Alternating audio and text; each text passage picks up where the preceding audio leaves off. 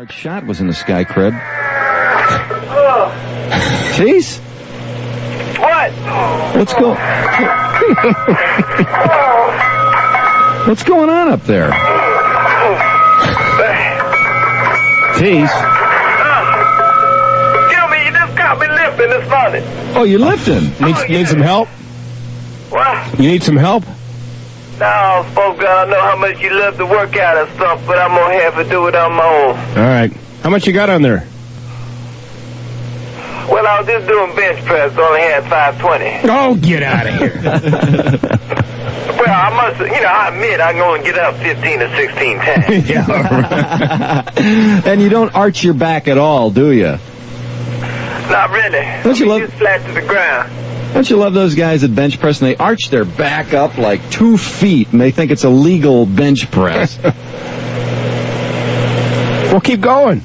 All right. Excuse me just a sec. All right.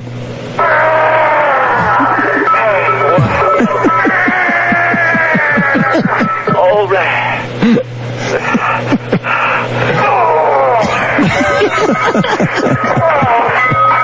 What's that clanging noise? It's the plates. Jeez, oh, okay. 520 without a spotter. That's great. Gotta give him a lot of credit. Oh, God.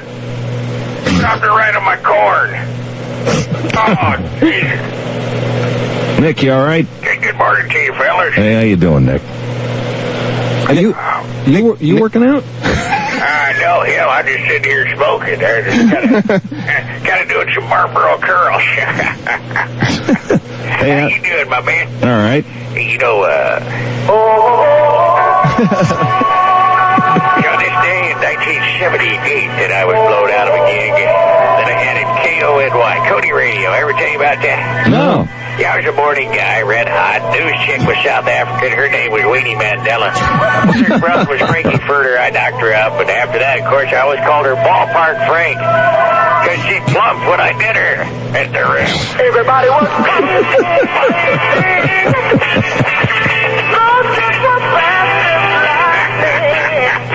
What a classic. It's one of the best. One of the best. Who did Kung Fu for? Is that Carl Douglas? Or? Carl Douglas, Yeah. December of 1974. Yeah. Good tune. Go ahead, ask me a question. Anything about anything? Yeah. How's your cheese addiction? Oh, hey, man. I appreciate you asking me, because, I went to the Craft Center for cheese addiction. Yeah. And, they said, you just love cheese so much, you're going to have to give it up. And I've finally this week been able to admit, when it comes to cheese, I'm not in love. Here's 10 cheese. Hey, Nick, one more question for you. Yeah. What do you think is going on with Lady Di and Prince Charles? Well, I think he's seeing that one Jackie chick. Jackie? Well, Lady Di always seemed so uptight. Never wanted to do the things he wanted, but for Jackie, well, she blew.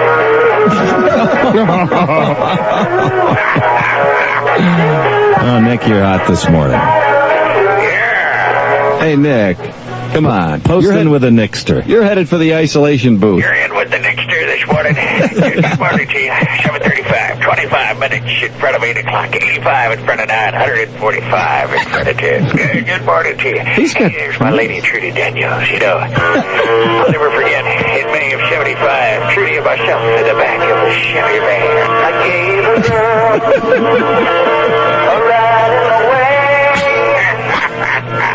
Oh, man. Oh, yeah. Who's the artist on that one? That would be Chevy John. Oh, yeah. There's a legend. Well, his career wasn't among the more long-lived of the big-time singers. Matter of fact, he went up in a puff of smoke. Here's Polly Brown of 101 FM.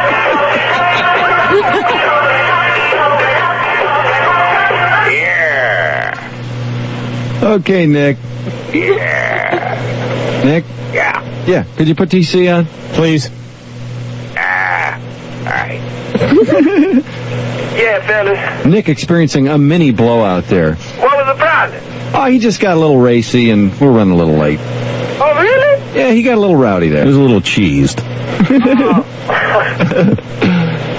Don't even mention cheese in front of Nick. Okay. You know, 'cause his addiction has been, kind of bad and everything. But I tell you what, if he got a little racy, I'd put him on report. Whoops, that sure as hell was the wrong one. What in the hell is that? Oh, well. Stop it. Okay, it's okay, Tease. How's the traffic? Gene, 49ers. 50 to the 14. I'll tell you what, that's a big old glass of... Whoa, Nelly! 99 yards for a score. He must have been doing some head cracking there. I'll tell you what... I'll tell you, the San Francisco 49ers, they've got Hoss. He's a Hoss. That's the Scottish version, TC. Hey, who's that? That's Chuck Swirsky. Hey, Chuck, how you doing? Who's this, man? Hey, man, it's TC. Yeah, TC's doing all right. Yeah, well, thanks a lot. I was just hanging out. We up in Detroit this morning, and we thought we'd kind of rub it in y'all's face. Hey, I want to tell you something about Wayne Fonts with that El Producto. El Producto? I think we got a relative of Nick Aragua on the line. Yeah, it sounds like. It's Chuck's all right now. Hey, You came up with your radio name because the way you drive, don't you, Chuck? congratulations to the Lions. I think it's great. The city deserves it. You have a lot of class players. But I'm telling you what, when the coach goes on national TV, starts puffing away like Red Auerbach, until I see a championship ring, he should put that cigar in his pocket. Whoa! Oh, ow. Tease? TC. Well, I tell you, it reminds me, Chuck, of the time that, George Hallis died. And I just couldn't believe, I went to the funeral, and I was smoking one of those big El Productos, I mean, this was a huge cigar, Chuck.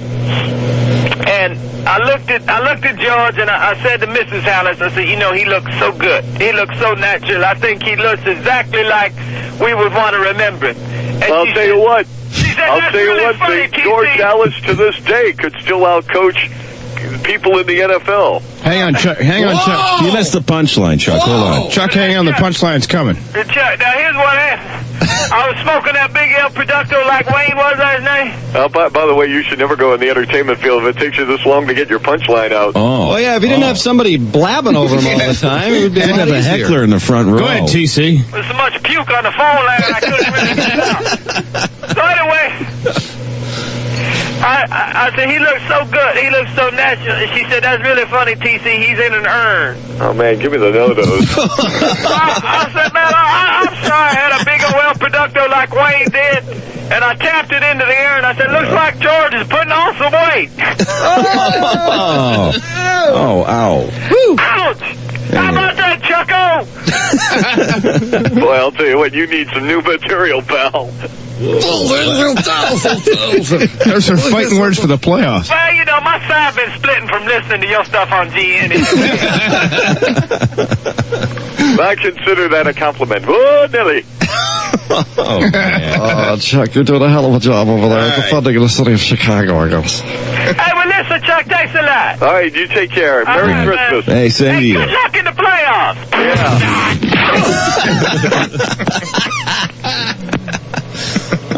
Hey, Tease, good work. Hey, Chuck's brother's up here. Oh, he is? Duck Swirsky. Hey, good morning to you. Yeah, no. Hey, listen, I think maybe you should work on your materials, you see. Yeah, you Are you just like your brother, Duck? Well, I'm just looking for work. I don't know. If my brother had been there since the late 40s, I guess he might not be working either. I believe a bit should reach its punchline and confuse it and jingle out within 30 Whoa, seconds. Deli, yes, indeedy.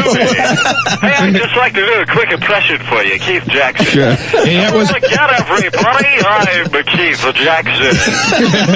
Whoa, Nelly. Hey, TC, you got to throw that little Scottish dialect in there. Yeah, what was that? I don't know. Oh, beautiful. Hey, I just realized something. That's the first time in 3 years that I've defended you.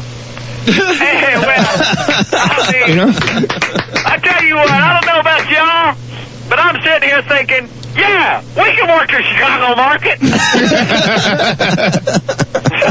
Hey, I mean, T. I have, it's what I do. It's when I talk to dudes like that, or I go on vacation to places like Florida and South Carolina. I say, well, if I ever get blown out, I know I can work here. But you never thought it'd be in a city of 5 million people you'd be saying that. No, you don't expect, Nick Aragua sportsman. That's the #1 station there, too. No, well, that's exactly why, because they do all news all the time. Yeah. I mean, can you imagine listening? What? Duck has got something to say. What, Duck? Well, it's because we do sports so extremely well. We cover everything, including Coach Mike Ditka of the Chicago Bears. You can talk about anything. That's fine. Thank you, Duck. I think we got a little bit of that entertainment right there. There you go. Hey, T, how's the traffic, bud? It's smooth.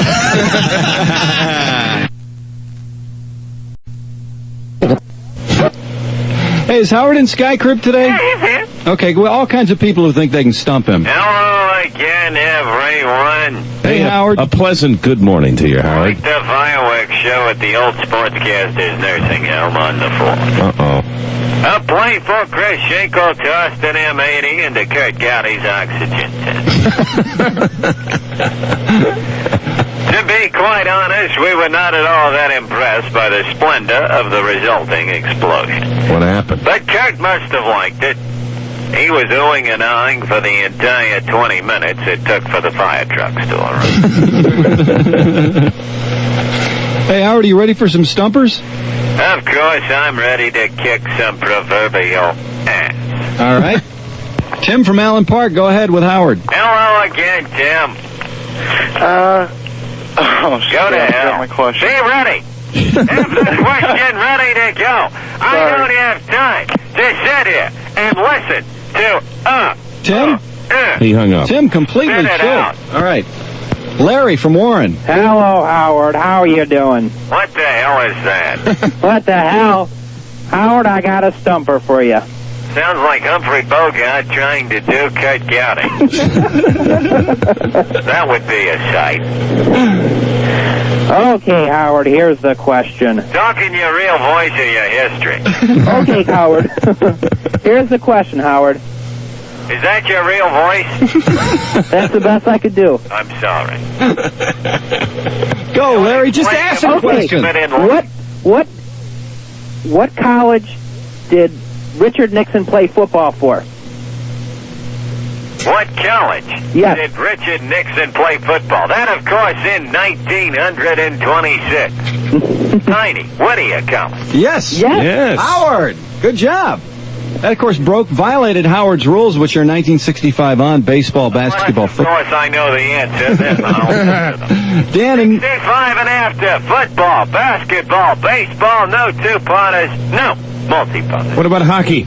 Go to hell. Oh. Dan and Novi. Okay, what about softball? Dan, let me just say I'm so sorry about Dave. Go ahead. Okay, Howard. What's the diameter of an official men's fast-pitch softball? 16 inches. Wrong. Well, good thing I don't take softball questions. Oh, come on now. Dan, that's a Weasley question. You heard the rules twice.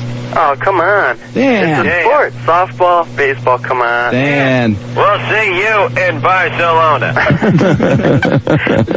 Mark. Perhaps the Spaniards will give you free tickets to whatever the hell we're giving away.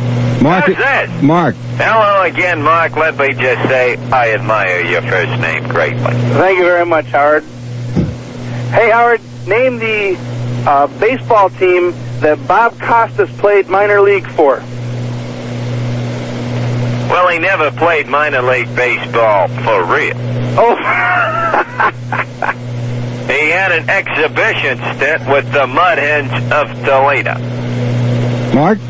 Well, he said he played for Toledo. Well, he never played for real. He had an exhibition at bat for batting practice. As we're all aware, Bob Costas is about as athletic as your grandmother's foot. Plus, he's a little on the short side. I would say short. Hell, his parents used to send him to his drawer when he was bad. Nice try, Mark. The diminutive one. Of course, I got the question correct anyway. Who's on line one? Who got Jim? Yeah. Hello again, Jim. Let me just say your glory is in the backfield with the Green Bay Packers were, in fact, glorious. Thanks. What's your question? I want to know if you know the score of the 84 Holiday Bowl. The score of the 1984 Holiday Bowl between Brigham Young and that team. Who'd they play? Michigan. Was that Michigan that year? Yes. 51-48, the final. Sure, incorrect. Well, let me take a whack at that. Whoa. What was it? 24-17. Who cares? All right, you're on for tickets. One more, Howard. We got That Scott. crossed the line of ridiculity. Who the hell in their right mind would know that question? Scott from Detroit, you got one for Howard. Good morning, guys. How are you? Good. Hello, Scott. Good morning. The single A Let me affiliate. just say I have admired your Olympic figure skating performance Well, for a number of years. Thank you, I Howard. don't care what they say about your sexuality. Thanks, Howard. Hey, the single A You know, affiliate you to the gotta love a guy who gets put down and is called a sissy man and says thanks. Hell. Wait, continue, Scotty. No sweat. The diminutive one. Go ahead. The single A Oh, really, affiliate take to your the time. We've got all day. the single A affiliate to the Oakland A's in the Midwest. Their mascot is. Oh, I think he's going to get upset about this. Oh, I got a funny feeling. He's smoldering right now. Let me just. Come on, Howard. In all the years of stumping him at 1-F-L, I have never heard a question that ridiculed the history of sport the way that question does. What the hell? The Midwest team of the Oakland Athletics. Single A affiliate. Single A affiliate. Their mascot. Where the hell is it? It's in Madison. Well, I'd have to say it's a big old uncle who goes around cutting the cheese. Howard, I'm surprised. Both Canseco's played for this team. Well, of course they did. Both Jose and Ozzy. his older brother, Ozzy. Older, in fact, by 5 minutes. Tell me this. Where is Ozzy now playing? Huntsville. Wrong. Where is he playing? He's playing for the St. Louis Cardinals AAA affiliate in Louisville. Oh, Scott, we'll give you a prize. that sounds great to me. Hey, don't you want to know who they What are? the hell's the answer, Scott? The Madison Muskies. The Madison Muskies. And they're it's a big I fish. understand now. Of course, back in my day, they were the Madison Edmonds. Scott, you like that. Hang on the line for your prize. Times the humor on this program is so cerebral, even I pull them up. Howard, good job. Maybe we'll come back to you at 8:30. We got a boogie, though. Well, if one has to boogie. In the words of that man, KC and the Sunshine Band. Boogie. Till you make me puke. Okay, Howard. Howard just passed out. I think y'all made him talk too much or something. Yeah, he got pretty excited there. Woo! Tease, how's the It was traffic? kind of hot, though. It's smooth. Tease, good morning. Hello, I love you. Won't you test me for herpes? Hello. Man, you know, it doesn't matter how many times you put him in the isolation booth, he just doesn't learn. He loves it. He does. He likes the attention. It's the kind of thing, it's like the, what's her name, Patty Hearst syndrome. What? You become comfortable with your captors. Hey, all of a sudden, I find myself doing stuff to get into the box. Are Are you going to be going by Tanya or some pseudonym soon? Yes, I will be holding a machine gun in a bank soon. with a WRIF bumper sticker on my butt. Hey, Keith's here. Keith's there. Hello again, everybody. I'm Keith Jackson. Yes, Bego Desmond Howard taking the hike. He's not going to be playing behind the Bingo Uglies. But it's easy for him for the Overrated of Michigan. Desmond knows his value in the marketplace. Bo Schembechler gave him a hand. Bo said to Desmond, boy, I like your ass. Then old Bo said, let's wrestle in the sand. Blah, life goes on. Whoa. Keith. Hey, do you think you or Keith would like to enter the mouth guitar contest? Oh, yeah, I'm, one of the all-time, I can actually play 4 chords on my mouth guitar. All right. Oh, yeah. I guess y'all want a fairly popular tune. Yeah, that'd be nice. All right, y'all ready? Yep. Yeah. Dong, dong, dong, dong, dong, dong, dong, dong, dong. Dong, dong, dong, dong, dong, dong. Dong, dong, dong, dong, dong, dong, dong, dong, dong, dong, dong. Tease? What? What is that tune? Piano Man. See, it throws you when it's on electric guitar. Billy Joel just threw up. Well, what's new? He's getting anorexia from his wife. I mean, that girl needs something to eat now. I mean, woo! Talk about a flat butt. Dang. I tell you what, they're going to, when she dies, they're going to sit there and they're going to be tears and everything, and people going to say, Billy, were you upset when Chrisley died? And he said, well, I really wasn't too upset till they slipped that envelope into the ground. I mean, that girl needs to put on some weight. Hey, Tease, I'm asking. I'm just asking. I'm not demanding or requesting. Would Keith be able to do mouth guitar? Keith. Because, he was so good with the spelling. Hello, everybody. I'm Keith Jackson. Yes, indeed, I do it. What was it? Here's number 1. Just here on Peter Falk. You better believe it. All right. You going to crank something up, Keith? On All right, you ready for this one? Yeah. All right. 20 years ago. What the hell was that? All ready? What was that, Keith? Mason Williams. There's your hint. Classical guy. Oh, no. Keith. Oh. Which one let it? Who's number 1? Float that big old air biscuit behind some big old uglies.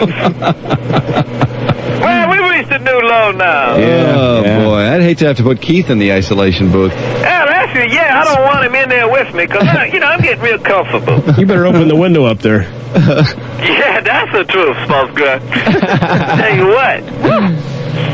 Dad opened up my own methane business. He's a business man doing business.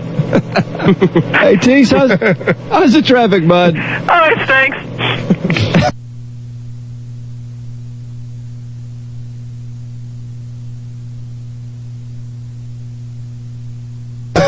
Nice smoke. If there was a leaky exhaust, I would be sleepy. Yeah, you were pretty perky. Or dead. Did you get into that Elvis conspiracy last night? Just get so inspired that maybe you had one of those Dr. Nick attacks before the program this morning? Because you really were cranked up. Went into some of the yellow pills. Uh-huh. Dr. Nick. Now there's, he is still prescribing drugs to the king to keep him dead. We were speculating that if they dug him up, he'd be in pretty good shape, because we heard he was prescribing formaldehyde toward the end of Elvis's life. He was having such a struggle getting off because of his tolerance. What is formaldehyde? I mean, obviously it's what goes into the body to keep it preserved, right? Yeah. Right. Is it used for anything else? I heard there was formaldehyde in decaffeinated coffee. Did you hear that, Zip? Removes nail polish. That explains why old Robert Young went off. Oh! He was halfway there. Man. Too much caffeine. I'm impressed that you got something out of that. Dr. Kiley. What was the name of his secretary, Caprice Cavalier? No, that's what she drove. She did. Remember when everybody drove Chevrolets on shows? Because Chevy would give them the cars. Yeah. My Three Sons. My Three Sons, Bewitched was one I remembered. I was one couldn't wait to see what Larry Tate was driving. Well, he was in advertising, see, he was smart. Yeah.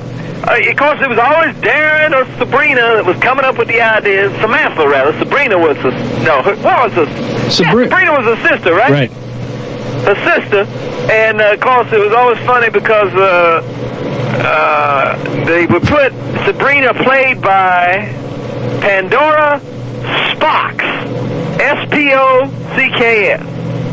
How's that for a little bit of trivia? How about that? Pretty deep. Hey, when you mentioned all the Chevrolets, what was it that Cannon drove? Ford. An LTD? Yeah. A big LTD. Man, he used to beat the crap out of that car. He was always listing to one side. Most of the drive-thrus I hit all the time. Was kind of you can't go order a dozen Big Macs and not hit something in this big damn LTD. Zip, do your William Conrad from PBS. I can't. Oh, come on. Oh, come on, Zip, do it. Oh, come on, Zip. The 3 days of the Condor. I can't remember. What was this? It was something about little animals having sex the last time you did it. The 3 days of the Condor. The Condor was constipated. When he finally let go, it destroyed a Ford LTD. That's a visual, ain't it? It was kind of ludicrous. Constipated bird hanging out over a black Ford LTD, just dropping the bomb, and the roof of it caves in on Robert Conrad. You know, they never... Go ahead, knock it off. They never had any scripts where William Conrad was running after a thief, though. He only had to take 2 or 3 steps in most of the apprehensions. Damn it, get me a donut. We talked to somebody who had a cameo on the show, and he said it took him about 20 takes because his lines were taped to William Conrad's groin area. So what, he was salivating as he read them? Can you imagine William Conrad? Now, the reason he was so big because he was a cop in that thing, right? Right. Cannon was Detective. a cop. Yep. Used to be a cop. Right. So that explains why he's that size, because he was at some kind of donut store for the first 20 years of his career. Oh, TC likes that one. I love when he laughs at himself.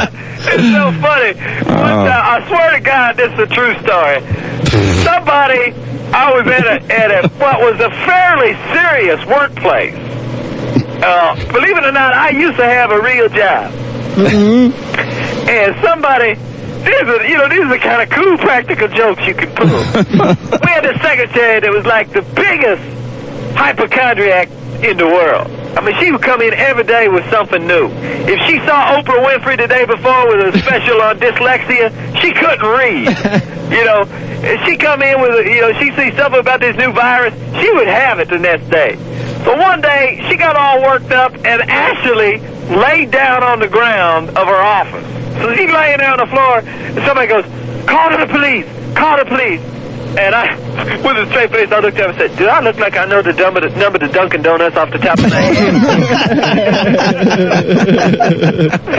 Oh, in the words of my man, Rich Little, absolutely true story, Johnny.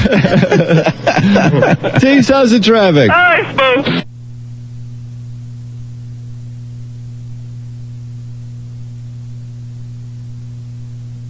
Ring above in SkyCrib.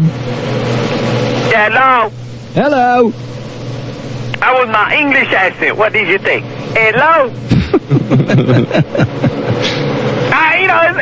This show has made me unbelievably popular with people that love impressions. Oh, really? Oh, yeah, everywhere I go. I mean, I'm standing around on the Florida Metrodome yesterday passing people asking me to do impressions. It was unbelievable. Which one do they like best? I think the John Wayne. I never heard your John Wayne. You didn't? No. Y'all ready? Yeah. Hey, Pilgrim, get off of that hoe. Why don't you come over here? I got a present for you in my saddlebag. Here it is. It's some ice cream. It's a little mushy, but hey, what the hell? Thank you. Wow. That was very good. Thanks a lot. What else do they You request? captured every nuance there, Tease. You know, a lot of times, what, you know, like Cagney. Oh, you do Cagney? Yeah. Go for it. Y'all a dirty rat. Y'all killed my brother. You do Edward G. Robinson, too? Yeah. All right. Hey, Moses, where you gotta be now, see?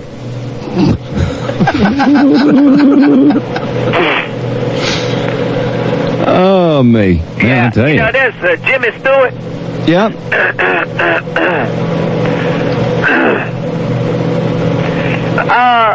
This is my friend. He's a 6-foot rabbit named Harvey. Oh, you got to take that on the road, Tease. Well, yeah, but I just really don't have much time. What with the Super Bowl coming up? Y'all seen the Metrodome up there in Minneapolis? I've seen it on television, but never in person. You know, it's named for former Vice President Hubert Humphrey. Mm-hmm. I didn't realize till yesterday why. Why is that? Well, it's kind of the dome has a receding hairline and it's built 6 feet below the sea level. Oh, thank you.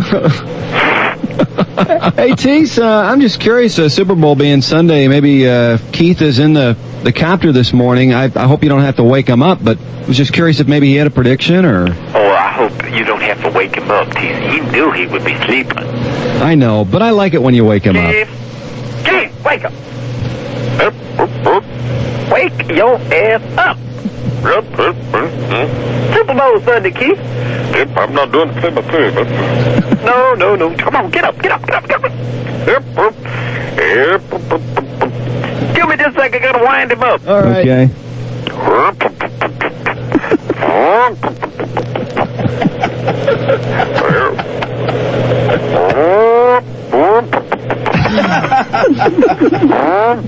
Hello again, everybody. Get Texan. Yes, it did. What? There's number 1, Dr. Iron Buffalo. Yeah, better believe it.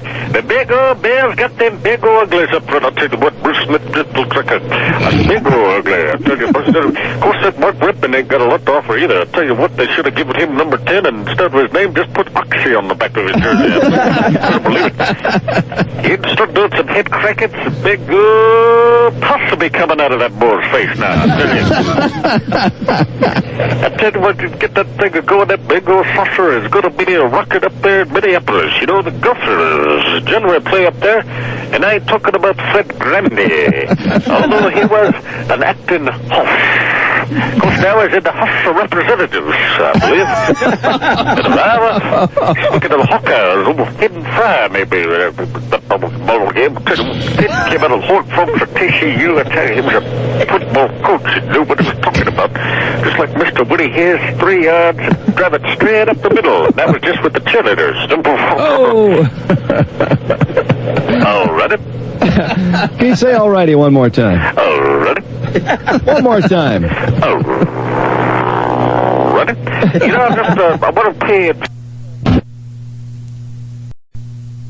But Dad, all the other kids are going to see I don't guns. know. All right, what's his name? Brad Jarros, well, you'll hear. I have no life. Speak up, Brad.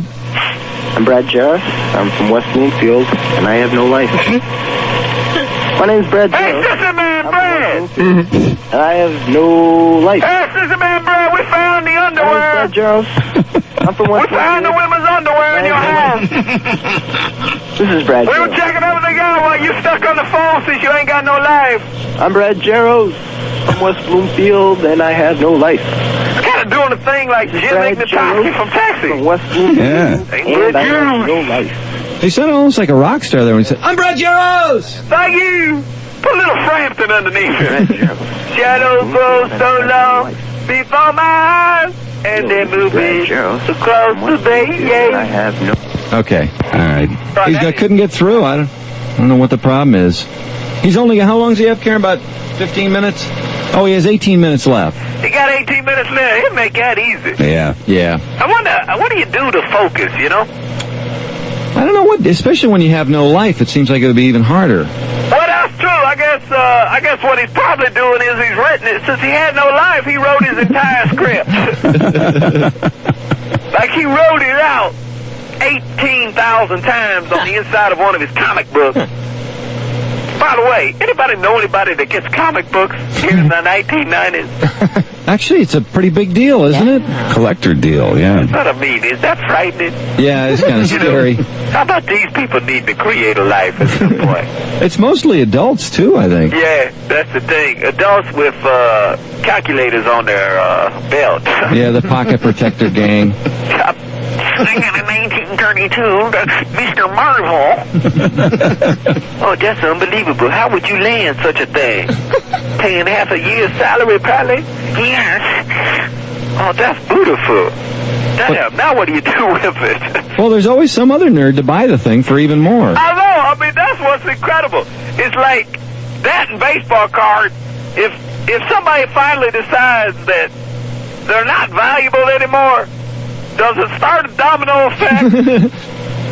Well, did you hear about the guy that got the Hannes Wagner card stolen, and the insurance company actually paid him $133,000, and the guy was pissed because he said it was worth way more? Like, that card's worth $300,000! Wayne Gretzky, for that same card, paid some outrageous amount of money. Because Bruce McNair, who's the owner of the L.A. Kings and the Toronto Argonauts, that's his thing. I mean, he collects junk and convinces everybody else it's worth something. That's his whole business. And the dude's like a multi-millionaire. Coins, cards. That's unbelievable. Well, Taste, what's going on in SkyCrib? Anything, Oh, yeah, that is so dead up here, I tell you what. Yesterday it was hotter than one of Marge Schott's odor eaters. And then today... That's a hell of a visual, isn't it? Yeah. See a Marge pull one of them big old corny toes out of them bad sandals. Got a cigarette, honey? Well, Taste, how's the traffic? Perhaps we should have Marge answer Cincinnati Reds trivia one day. Marge? Marge, would you be willing to do that? Oh, yes, because of my friendship with Drew and Zip and Fred. I love that little Trudy honey thing, too. She can come over and read the newspaper at my house. Well, if she can get Shotzi's butt out of the way. Shotzi, too. I don't really read the newspaper, but Shotzi, too, reads it. Marge, we do have, we have some more stuff to give away next hour. We could do Stump Marge. Do we really? Yeah, just Cincinnati Reds trivia. Only Cincinnati Reds trivia. Okay. That would be the best. The great thing is everyone will win because I don't know squat about baseball. Isn't that great, honey? Yeah, it's great, Marge. Yeah, you cracking my ass up, Marge. Give me a cigarette. Tease, how's the traffic? Like lights the end of a pack and does all 20 at a time. It's slow. It's called Chief Hardy got the 10-year sentence yesterday for embezzling $2.3 million from the city. Of course, his pension's going to be used to pay it back, so that's kind of good news. But he's always been gracious about taking our calls pretty much throughout the entire trial, which is strange because he doesn't talk to anybody else. I know. Let's see what he's doing this morning. Hurt residents, crappy morning. Yes, Chief Hart. Oh, wait a minute. Not Kevorkian again. What in the Freddy Prince is going on? Oh, Dr. Death. All right. Okay, what are you doing at Chief Hart's house? Hold on, smartass. He's got a hold system there. How about that? Song for it. I'm back, but I don't have much time. I gotta be at Monahan's in 30 minutes or less. Monahan's. All right. Listen, I just wanted to know, did the chief call you for your services right after the verdict yesterday? Actually, it was Mrs. Hart who called me at my sparsely furnished Morello compartment and suggested I, commute the chief's sentence. Well, what's the chief's mood like? He must be kind of depressed, eh? I don't think Mr. Hart quite knows who I am because he was quite excited when I told him pretty soon he'd be working the same beat as Jack Webb. I'm killing killing me. Yeah, you are on a roll this morning, Dr. Cake. Okay, pretty soon, Big Chief will be as stiff as Little Chief's been the last 10 years. Oh, Kevorkian, start walking. Walk that one off, all right? I'm walking it off. Don't be turning off my joke support system now. Look, Dr. K, how much are you getting paid for this gig anyway? You know, I'm not sure yet. The way it works is we're doing the work in the kitchen, and I get to keep anything that falls out of the kitchen ceiling. Holy Art Schleister! There's some organic money right now. Uncork the formaldehyde, Mrs. Hart. Hey, wait a minute, Dr. Death, do you think the judge was fair? 10 years, repayment of the money and all of that business? I gotta say, it's a little inappropriate. And that 2-hour speech the judge gave, hell, it went down like a bottle of barbiturates. I wasn't sure if I'd go into a coma or just expire. Hey, what about the 10-year deal? I expect in 10 years the chief would have failed his freshness test anyway. All right, Dr. K, we'll let you go, all right? Yeah, I gotta check out. How about impaling that turntable spike with some Megadeth? All right, we'll do that.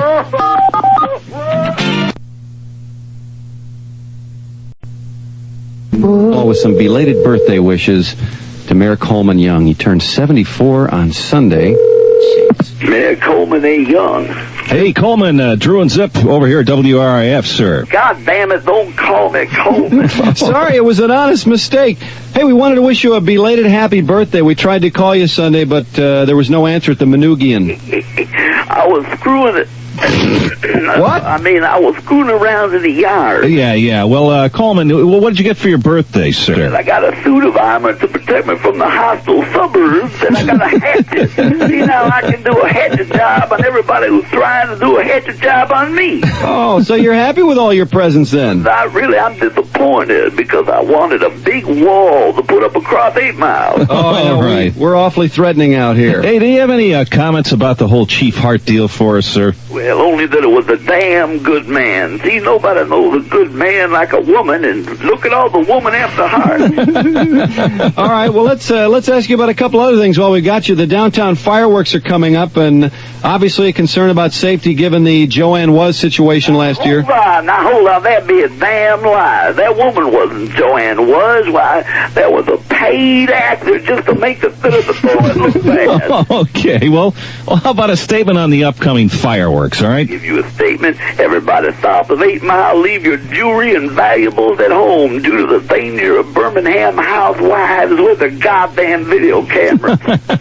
Mayor, are you there? Coleman? I'm here. Yeah, the press is saying there's talk of shutting down the People Mover. Do you have any comment about that being short of funds? For a damn fool. I mean, you media guys didn't call me for my birthday. You called me to do a hatchet job. I mean, the whole damn bit of the phone. No, that's not right, sir. You know, putting in a proposal to the city council. I want to line all you media people up on the tracks, and I'll drive the damn train. Charge everybody $10 a head to see me take out Bill Bonds, Rich Smith, and Morton Cream, and all the other media like you. Okay, come on, Coleman, that's not what... Come on, sir. This interview is terminated. I'm done with this, damn it.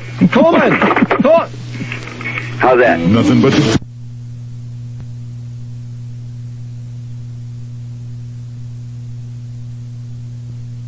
Good stuff. 101F. And maybe perhaps in SkyCrib 101, TC may have seen exactly what went wrong in Indy there in the parade lap. Tease? How y'all doing? All right. What happened to Guerrero? Was he changing the radio? He was fiddling with his radio. That's what I thought. And he was trying to pick up the riff, you know. Because he come up to me before the race, he said, "What's the radio station I thought you were listening for?" I said, "Riff." That's what I got on in my car, my Valvoline. Special. And so he's sitting there trying to find it, and you know, ironically, the I Can't Drive 55 came on. He spins it and sticks it in the fence. Underpace that. I would like to have heard a conversation between he and Emo. Yeah, because Emo stuck in the fence too, with nobody around him, just trying to slow down. And Emmo is with me now. Emmo is with me now. Oh, good. Of course, Alan's a senior is here, too. Uh-oh. Because he's very proud of me winning the race, of course. Here's Emmo. Emerson, Yes. how you doing? No fantastic. No fantastic. No fantastic. No fantastic. Yeah, you had to be disappointed. What happened on your crash? We understand Guerrero had a little problem tuning his radio. What about you? I was flashed in turn 1. How you say, tube top? What? You were what? Flashed by a tube top, eh? Yeah. Tube top come down, big old floppers.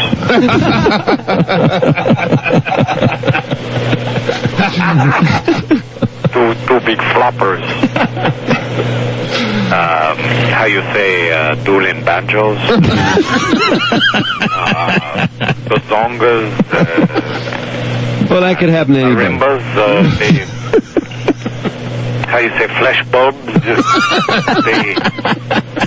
The rib balloons, the hand warmers, Fun bags.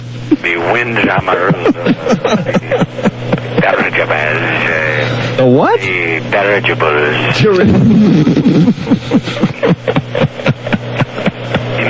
Anyway, this cheek with the two top hangs her cupcakes down. My eye catches the glint of these tomatoes, these ottomans. Ottomans.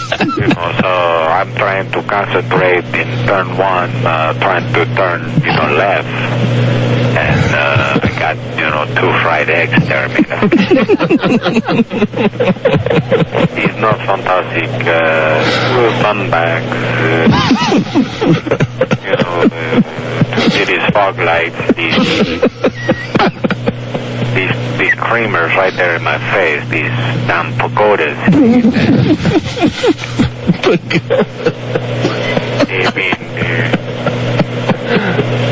The lactoids on my nose.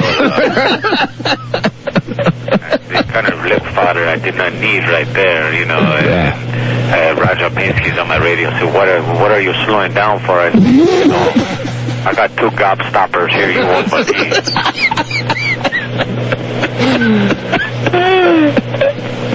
These macaroons, that were unquestionably some of the largest jawbreakers I've ever seen. Okay, Emmo. These Jemimas were pancakes that were just some of the largest chinos that have ever come my way. These, how you say, sponge cakes, choppers, paw patties, these Momo's milk fountains were just all over me. And, I've never been known to pass a pair of chimichangas without at least giving them their due. Okay. Float those pontoons. Emmo, I think we understand. That's grill work, how you say that. Grill work? Okay, Emmo. Yeah, thanks a lot, Emmo. When they talk racing terminology, it's amazing. I just get out there and drive myself. Tease, I'm sorry, Tease, go ahead. No. I was just going to ask you, how's the traffic? Oh, it's smoke. Hey, we were quite impressed with Emerson Fittipaldi's grasp of all the slang for American breasts. Yeah, well, last hour. When you're a race car driver, you pick up on that. Mm-hmm. I'd still love to hear him talk to Roberto Guerrero. That must have been a great conversation. It must have been. We're not going to hear it, huh? Well, he's like Roberto. Roberto had really been talking after the race. Columbia is famous for 2 things. Yeah. And for a dude to spin on the pace lap, you gotta think that maybe coffee wasn't the thing that Roberto was indulging in before the race. He spun on the pace lap. What do you think he told his pit crew, Tease? All right, he's here. Y'all want to talk with me? All right. Hello? Mr. Guerrero? Okay. What happened on that pace lap, buddy? I don't know. I was so happy to be at the race. I was just so happy. And then, I think a lot of the problem was Lynn St. James. Lynn St. James? She was, she was in my ear before the race. Oh. Promising me things. And, What did she promise you? well, she was very upset. Very upset before the race. Upset? She found out when we came out for the store, Mm-hmm. the Hampton store Eurasian, Yeah? she found out that the other 32 drivers all had the same outfit on that she did. Very upset. And she, promised me certain things if I would drop out in the first lap. Oh. A little action? Well,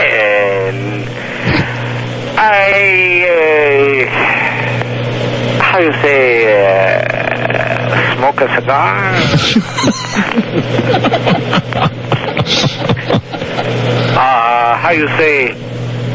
Ride the Juan Valdez's donkey? That's enough. All right. That is time, Lynn St. James, Rookie of the Year. Now, I can't believe the dude is talking about it like that. That's unfortunate. Unbelievable. That is unfortunate. Okay, Tease, how's the traffic?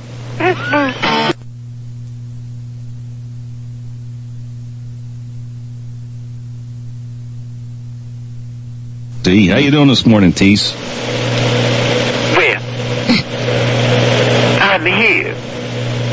Sounds like he's got a toot. Excuse me? You copping a toot this morning, Tease? Oh, no, I'm more than pleased about this month's Detroit Monthly.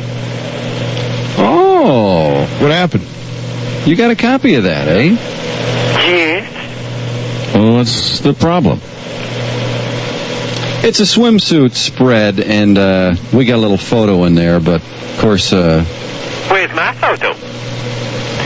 well, I mean, in years past, Detroit Monthly has always come to me. And let me just say that up until this point, Detroit Monthly has been a gut publication. I mean, they named me best traffic reporter for a couple of years.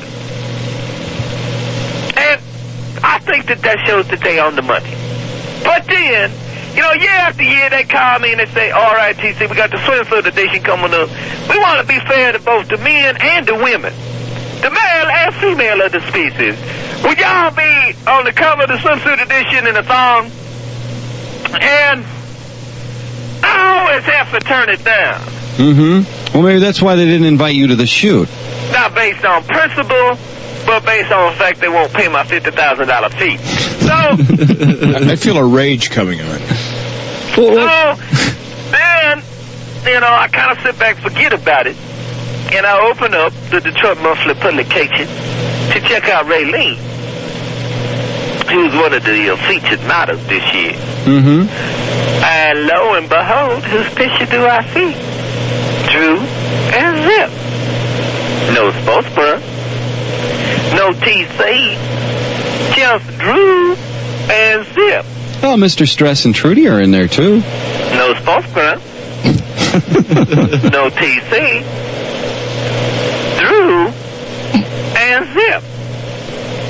Of course, when you think about it, spokesperson, you and I just haven't been around too long to help the noodles get acclimated to maybe the Detroit area, to tell them some of the finer points about working at the rep, since both of us have been here since the 12th of November.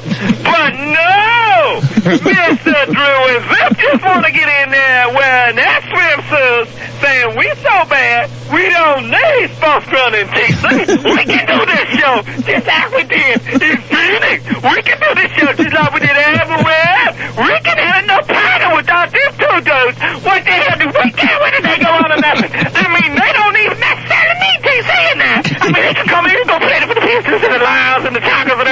prison's alive, Doctor. Prison's alive, Doctor. And we don't even care. Tease? Yeah. I wonder if maybe they think that traffic award they've been giving you has been kind of based on reputation the last couple of years, and maybe they thought you were slipping on your traffic reports. Maybe they think you're going through the motions, that it's getting too theatrical, and, there's just very little time devoted to the actual traffic itself. Well, aren't you Mr. Honesty today?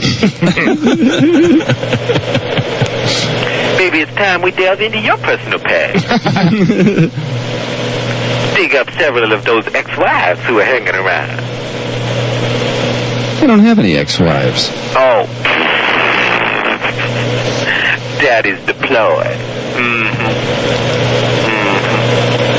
I have been to a few of, shall we say, the finer show clubs in the Midwest.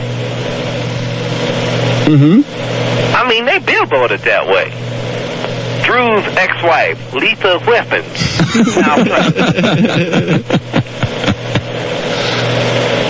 Well, Tease, how can we make it up to you? You can't. It's over.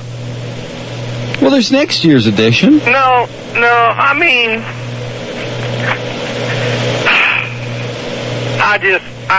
I'm so hurt. I'm not sure that I can go on. Is this going to bring you and Sports Grunt closer together? I mean, is something good going to come out of this? Sports Grunt and I have always had kind of a Felix-Oscar relationship anyway. The love for each other was there. It was just that our lifestyles were so completely different, Well said. I live to make others better people. Sports Grunt lives to see how high he can stack his hair. You like that, huh? Well, I loved you, Sports Grunt. I loved you. I have some real problems with the Birmingham Little League. But, from a basic standpoint, you all right. So now, I just say, hey, Sports Grunt and TC, let's take this show somewhere else. I think we can make it work. Where, public radio? Why not? Yeah, all things considered. There you go. Then we can once again be doing it for the good of the public. That's all for the average Joe out there listening right now in your quarter at your home, I love you all, and I hope you follow me. So follow, just follow wherever I go. Well, Tease, could you give us one final traffic report? Excuse me, I'm just about to break into an old Diana Ross. Except that I can't think of it. What? Yeah, do y'all need traffic? Yeah. It's smooth.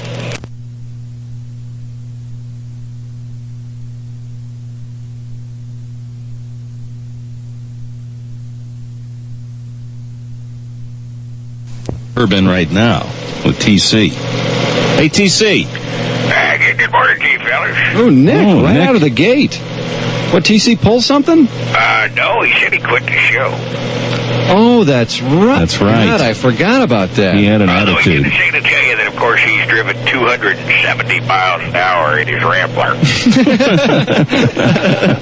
I don't know what that means. Yeah, okay, we do.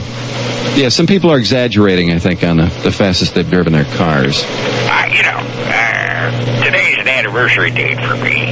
Oh, is it? Oh, yeah. What would that be? Well, if you check your calendar, you see that it's May 27th, 26 days after May 1st. 4 in front of May 31st. 5 in front of June 1. Good morning to you.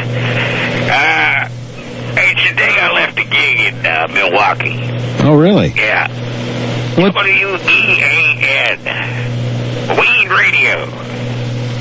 I was only there about 6 weeks. Why only 6 weeks? Before I quit, Ween, 6 weeks. Oh, okay. Okay. I had to. I felt like I was sucking hind teeth the whole time I was kept cutting back on my shifts. Yeah, what was the news chick's name? At Ween? Yeah. God, what was her name? Who's thinking? Oh, Mary Shino. Maraschino? Maraschino? Yeah. Maraschino. That's kind of a visual for cherries, isn't it? Anyway, I went from there to Vegas. And the call letters? A gig at KOIN, Coin Radio. I was the morning guy. Yeah? I was in the morning slot. I was Nick L. Nick L. Nick L. Kind of a Spanish name. How about the news chick? Her name was kind of interesting. Sylvia Dollar. Afternoon guy was Jackpot. And Rich Quick was the overnighter. Yeah. Jackpot's nickname was Blackjack, wasn't it? Well, I wasn't going to get into that. But, never forget the weather babe, Lucy Change. Talk about your 25-cent piece. I'd come in early in the morning and she'd say, Nick L., call it head or tail? I kept throwing my back out trying to flip her. Oh, what a checkered career you've had, Nick. Oh, God, I'll tell you. Unbelievable. Go ahead, neighbor state. I'll tell you one of my gigs here. All right. Idaho? Idaho. God, what the hell was it? Boise. The Spud. Yeah, the Spud there in Boise. Oh, I know it. I was Mr. Planner. No, or was that when I worked at the Wart? W-A-R-T. The Wart? Yeah, I was Mr. Planner there, too. You know, God, we had the ugliest damn station mascot you can imagine. Oh, really? At the Wart. Oh, yeah. What? And then, what company owned that? Compound W? now, that was our competitor. They came on the air and just wiped us out. Yeah. Yeah. Yeah, the hell with that. I don't know where TC is. Well, how's the traffic? You know, it's damn cold. I gotta go siphon some gas out of your guys' cars while you're on the air. Okay, Nick. Yesterday, got my mouth full of gas. Then I lit a Marlboro, blew all the black off my teeth. How's the traffic, Nick? Well, hell, I don't know. At least Leslie Visser's decent to look at. You know. I mean, Andrea Joyce doesn't know sports, and she's ugly. Well, if you missed it earlier, we were talking about the fact that Leslie Visser sucked face with Joe Gibbs. You know, kind of a male sports writer broadcaster tradition. Sports Grunt, how many times you gone up and French Chuck Daly after a game? I mean, you know, it happens all the time. I don't know. It's kind of, I mean, the thing at NBC at halftime, did y'all see that? I don't think so. What were they doing? Instead of showing highlights of the game, they show Will McDonough being waited on by Bob Costas. I saw that. And then he says, "Hey, I need some juice." And then, you know, here come OJ. What? Hey, you know, poor Juice. You know, you were a great running back in your day, Heisman Trophy winner, all-time NFL rusher for a while and so forth, Juice. Live off that, okay? Okay. He's so good, you know, he'll enunciate really well when he's on the set because he remembers to do it. Yeah. But you get him in an ad-lib situation or an exciting situation, forget it. Thank you. And then Bill Parcells comes in. Oh, here's the Parcells waffles. They've been waffling all week. Oh, you're killing me. Yeah, it was a wacky bit, wasn't it? Oh, I tell you, it was too zany. And you wouldn't want to do anything like show highlights of the first half or, you know, show why the teams haven't scored any points, anything like that. You need a self-serving bit in there. I don't know. The whole thing makes me sick. Hey, speaking of sick, Nick's here. Oh, is he? Oh, Nick's there. Good morning to you, fellas. Hey, Nick. What's the matter, man? You not feeling well? I've had this stomach flu. Yeah?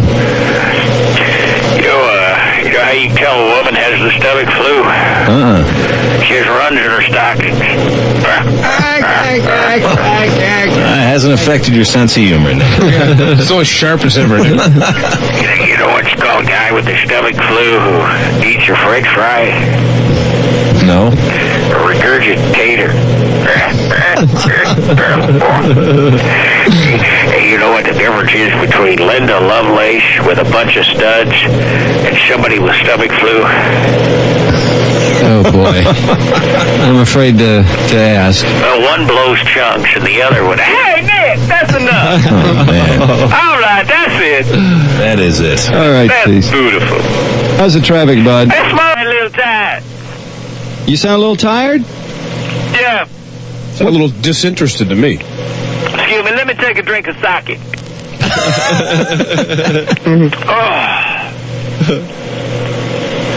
Woo, what a day yesterday. Wasn't that something? Well, a lot of people been asking me, you know, they saw me come to the aid of the president when he fell. Yeah? And, you know, saw me jump over the table and so forth. Everybody saw Barbara bend over, say something, and so everybody's been asking me, what'd she say? What'd she say? While the president was laying there, a lot of people thought he died, you know, or was choking on something. Well, what she said was, hey, man, you gonna finish that pie?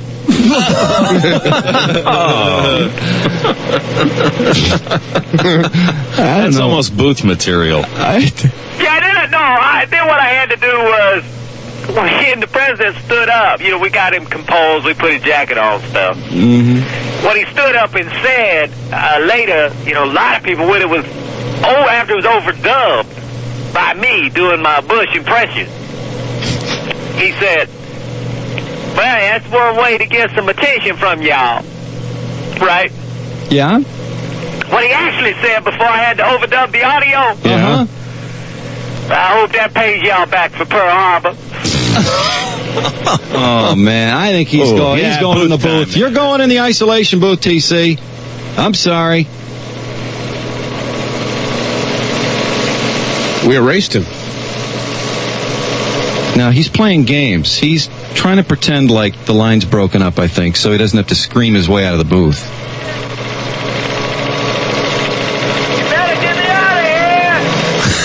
There he is. Hey! You might get me out of here! Today, I consider myself the smallest man on the face of the earth. Let's get me out of here. There's a family from Hanoi living with me. All right. All right, you're out, but you're on probation. Oh, what do you think I am, Roy Tarpley or something? You just put me on probation. What's next, a lifetime ban? I know. And then I come back the next week? In the TC League, it's like the 29th strike and you're out. Oh. Hey. Hey, What we gonna do next hour?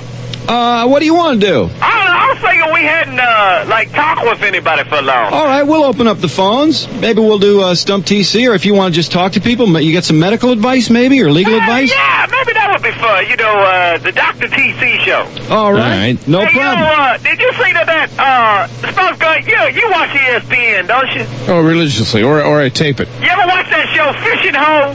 I missed that one. You see Bobby Knight and Ted Williams going to be fishing together in Russia on Saturday? There's a match. Now, you know, I guess lots of sports celebrities fish.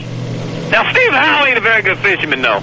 Steve Howe's not? No, every time he goes fishing, he's the one that gets hooked. You know, now, I would think catfish hunter Kevin Bass, Minnow Minoso would be good fishing. Because Jerry Tarkanian, the shark, Yeah. he always lands the big ones because he got the right lures, you know. Cars, apartments. You gotta believe the best fisherman in the world is supposed to be Wilt Chamberlain. Why is that? Hell, using his pole, he just snagged 20,000 clams. Oh, Tace. What? How's the traffic? Hey, Smoke.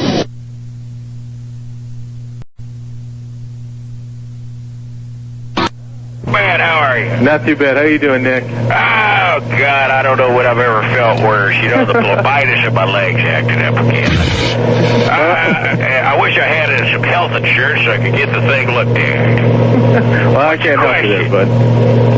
You got a question for Nick? I got he's talking about bad Christmases. Yeah. And can there be anything worse than when your mom and dad say they got the Christmas tree set up and it's that silver aluminum tree, and then they put that light on it that turn it color? Yeah, that's right. Color. Yeah, that's right. I mean, come on, that's not a tree. That's what I've got in the trailer right now, Jim. Get the hell off the phone. You're on with Nick. Nick. What? Bob. Oh, hi, Bob. How you doing? Is this the general manager? No. Oh, no, he's not up yet. What's your deal? Got a problem. Go ahead, ask old Nick. 3 times in the last 2 weeks, our dog's knocked over our Christmas tree. Uh-huh. I'd say shoot the dog. Good idea. All right, thanks for your call. Last call for Nick Aragua. 354 WRIF, old St. Nick Show. Who's this? Earl the Pearl. Earl! How you doing, Nicky? Oh, it's little Saint Nick, little Saint Nick. Yeah, see ya. He's gone, Nick. I hate it when that happens. You know that last caller, Nick? I don't think I did. I think you did, Nicky. He. Really? Yeah. Who was it? Earl the Pearl. But I think he likes you. You think I used to work at a market where he did or something? Yeah, in New York when he played for the Knicks. I don't know squat about sports, Fran. As you know, I apologize. Oh. I just don't, of course, that is my favorite team, the Knicks. Hey, Nick, is TC still there? Yeah, listen, I see you fellas on the backside. Hey, thanks for listening this morning to the Nick Aragua Show here on the RIF. All right. I just need to wrap this up for the tape, fellas, so it'll sound like a believable air check. Heard there's an opening in the Phoenix market. Thank you, Nick. I tell you, he just got a certain way with the callers. No, he does, really man. does, Real sensitive. I mean, he just, he listens to their problems and he responds. It was beautiful. It was. Merry Christmas. Hey, Tease. What? Before you lose it, how's the traffic? Psyched about in TC's 7:30 broadcast that I thought we would go back and repeat it for the early crowd here on the RIF. Let's go back to yesterday in TC. How you doing, Tease? Take 2. Thank you very much. Nick, what were you saying? Good morning to you, fellas. Hey, Nick. How you doing? Well, just sitting here thinking of working up some, you remember that NBC show? Yeah. Just trying to help you out, Nick. Yeah, well, thanks for your cooperation, but maybe you ought to wait for the setup. What show, Nick? Some of the other markets, they don't even say yeah when they're supposed to. You never have to worry about it here. You get the yeah before you even need it. That's right. It's customer focused. That NBC show where they were supposed to be in the courtroom and then they break out in song. Yeah, Cop Rock, I think. Cop Rock. Yeah. My God, you even came up with the title. I got to wondering what that might be like if. Hey, good morning. Welcome to Milwaukee in the Jeffrey Dahmer trial. And let's go down to the apartment of the accused where it smells like a dead skunk in the middle of the road at the RIF. Crossing the highway late last night. It should have looked left and it should have looked right. Hey, Nick? Yeah. Do you think Dahmer got his security deposit back? Well, I I think that when you think about that, it was okay until one particular incident. Old Jeff was working the crowd up there, doing this guy, doing that, making things happen. And then he did the landlord's brother Louie, and he knew he was in for trouble at the RIF.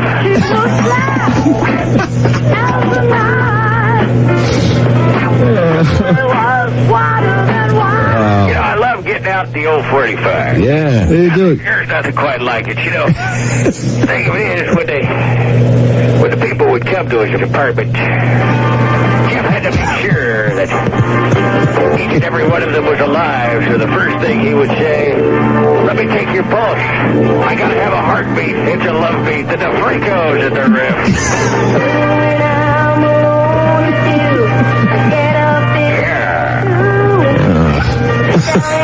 Thank you, Nick. Very high class. I thought he was going to work head games in there, or brain salad surgery. Or stop dragging my heart around. Well, some of them are too easy, fellas. Piece of my heart, Joplin. Oh, yeah. That's a short intro, though. But that's it, you know, I think they gotta have at least a 6-7 second intro, so Nick got a little bit to touch. How long's the intro on Hold Your Head Up? That would be, Eyes Without a Face? I don't know. I know that, Nick, what were you saying? Well, you know, really, one of the few times I worked the Milwaukee market, it was a country gig. And, matter of fact, Dahmer was at one of our station promotions, but never asked me home. Listen, Jeff, my man, how come you never invite me over? And he said, Nick, I think it has a little bit to do with Donna Fargo. Here's Funny Face in the room.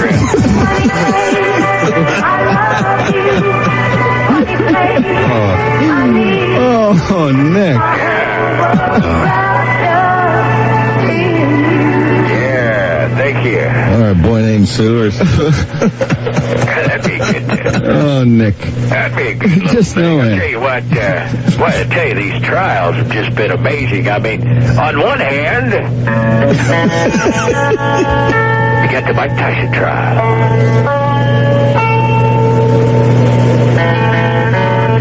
On the other hand, you've got the Jeffrey Dahmer trial. One's a necrophiliac. One's a buttocks fondler. One gropes and fondles. Well, the other one does too. One's a professional boxer.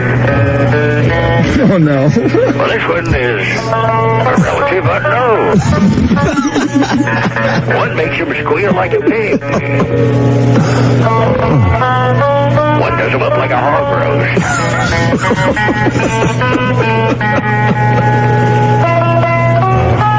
I just think the whole damn thing's too a dream. You know, I still get visions of Al Unser Jr. playing his guitar right here. Yeah. Dueling trials. 101 FM, the RIF. Flat and Scruggs, yeah. Oh, God. Oh, Nick, thank you. Al Unser Jr. You know who that was? I don't know. Yeah, and I'll tell you, the whole thing about both these trials is just incredibly unfortunate. I mean, when you stop and think about it. I mean, well, Dahmer's whole, matter of fact, you think about Dahmer's whole apartment, perhaps you should go back to the days in Milwaukee. Jeff, all his little buddies hanging around, it was nothing more than, well, in the words of Clint Holmes, a playground in his mind. So world gets me down. Yeah. And there's no love to be found. Hey, bring somebody on over. Hook them up, drink. Yeah. I'm in a playground. Nick, thank you, Nick. That's quite enough. TC, how's the traffic, bud? I think that's quite enough, Nick. Well, you know, they're unfortunate. There's got to be a morning after. There's got to be a morning after.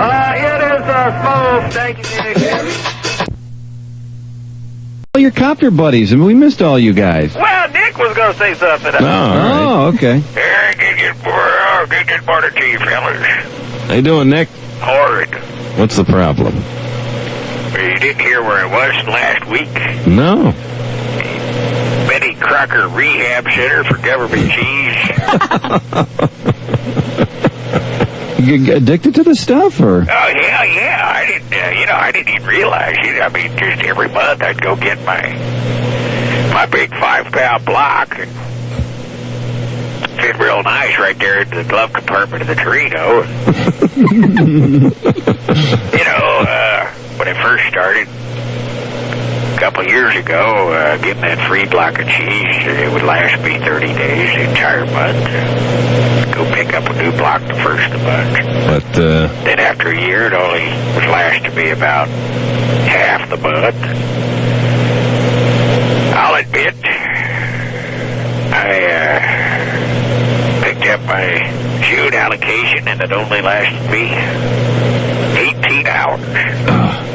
that's painful. That's when some friends came to me and said, perhaps you have a problem. So I went in front of the group, and I said, my name is Nick, and I'm a cheeseaholic. But, they weaned me. They wean you off. Yeah. First, you get down to where you're having some Kraft singles. And then you just get one of those little cheese and cracker things out of the vending machine. Do they have like a methadone of cheese? Yeah, Cheese Whiz. Cheese Whiz, yeah. Which is kind of the methadone, if you will. Just take a hit every once in a while. I tell you, but they almost put you to the ultimate test. They send you by a cheese tray at some of the finer salad bar establishments here in the Detroit area. Oh, Nick got the shakes when that started happening. But I was just smelling the toothpicks. Damn, that's tragic, Nick. That is. Nick just smelling the toothpick. Woo! You have a good phone? Yeah, not bad. Oh, God, it was hell over at the trailer. What happened, Nick? Well, it was some of the best fireworks I've ever seen. Oh, yeah? Fell asleep, dropped a cigarette butt down between the cushions of the couch. It kind of got caught up with some of the kerosene. I had the gas left. Oh, God. Had a big family reunion picnic, of course. Kind of a downer. Why is that, Nick? Well, thanks for the setup. The ants.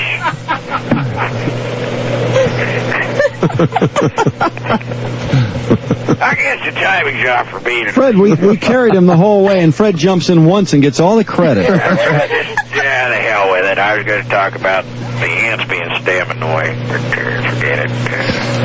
Talking about the what? The ants being so damn annoying. Forget it. That's okay, Nick. I am a cheeseaholic. Maybe you can rehabilitate that joke and bring it back in an hour. Give me a mushroom burger. It's got Swiss cheese on it, Nick. Damn! Jeez. See, Nick, he's trying to trick me. I mean, he's asking for all kinds of that, the quiche and stuff, there's cheese folded in there. Yeah. It's tragic. It's absolutely tragic. Tease, how's the traffic, bud? It's smooth. Here. How you doing, Tease? Baby, where Scottie Pippen. How many tickets does he get? Where He only gets 2. Is a baby. Where Scottie Pippen is a baby. Where Scottie Pippen is a baby. Where Hey, John, Scottie wait a Pippen minute. is a baby. Yeah. I gotta ask you Scottie something. Pippen is a baby. Where Hey, John, Scottie hang on Pippen just a minute. I gotta ask is a you baby.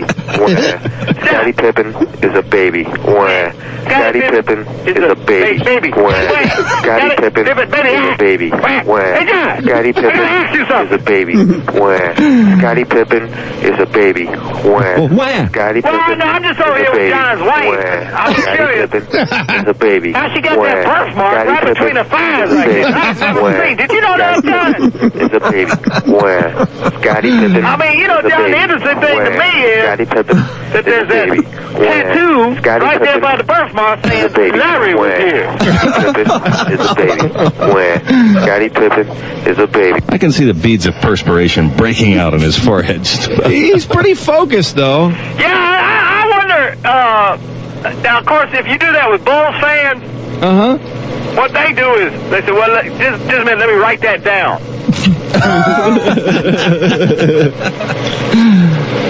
Now, you know, a lot of people have been on Scottie Pippen for his intelligence and so forth, but... Richard Simmons was on him, wasn't he? Excuse me? Yeah, you got to be careful with Richard Simmons. I know. All right, TC, I'm sorry. I tried to make a funny. Actually, Richard would like to be on it, bro. Oh! Off guard! Oh, you're going to get on me, right? Fred took the heat off me. Thanks, Fred. Fred took a dive for Drew. I think, you know, I mean, Scottie Pippen, like, when you see him come off the plane, you know, he's always got those headsets on, the Walkman headsets. Yeah? Do you know what the tape is on? It's just some dude saying, right foot, left foot, right foot, left foot. I thought it was hooked on phonics. No, he gave up on trying to learn how to read. Even though there are only 40 sounds in the English language. Hey, Tease? What? What's going on with you today? You mentioned it's somebody's birthday, or? Well, you know, it's Muhammad Ali's birthday. Yeah? Is that right? So I thought I would do, you know, my impression. Okay. Since this is his 50th birthday, of course, he doesn't know it. I thought I would do my famous impression of Muhammad Ali. Let's see.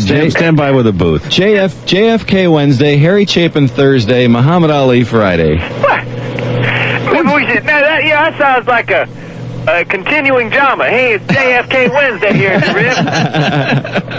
Now this is my Muhammad Ali impression just before he fought Sonny Liston. Ready? Yeah. For all of those people out there who won't be able to see the Clay Liston fight, here's the 8th round exactly as it will happen. Ding! Clay comes out to meet Liston, and Liston starts to retreat. If Liston goes back an inch farther, he'll end up in a ringside seat. Clay swings to the left, Clay swings to the right. Look at young Cassius carry the fight. Liston keeps backing, but there's not enough room. It's a matter of time, and Clay lowers the boom. Now Clay lands with the right. What a beautiful swing, and the punch raises the bear clear out of the ring. That's quite enough. Howard. Hello again, everyone. How's Emmy? Still dead, thank you for asking. Okay. She's as frigid as Sue Ellen Ewing right now. Thank you, Dallas fans. Unfortunately, the story of Muhammad Ali is thus. You heard him just before the fight with the Bear. Lewiston, Maine. Sonny Liston. The man. So me. No one thought young Cassius Clay had a chance. Of course, the story progressed. Clay beat Liston. He's denied entrance into the United States military because of his religious beliefs, and he changes his name to Muhammad Ali. Now, following his third divorce, he's once again changing his name. Oh, he is. To Ali Moni. Whoa. Thank you, Howard. I need to do some laundry. Go get the tub, would you?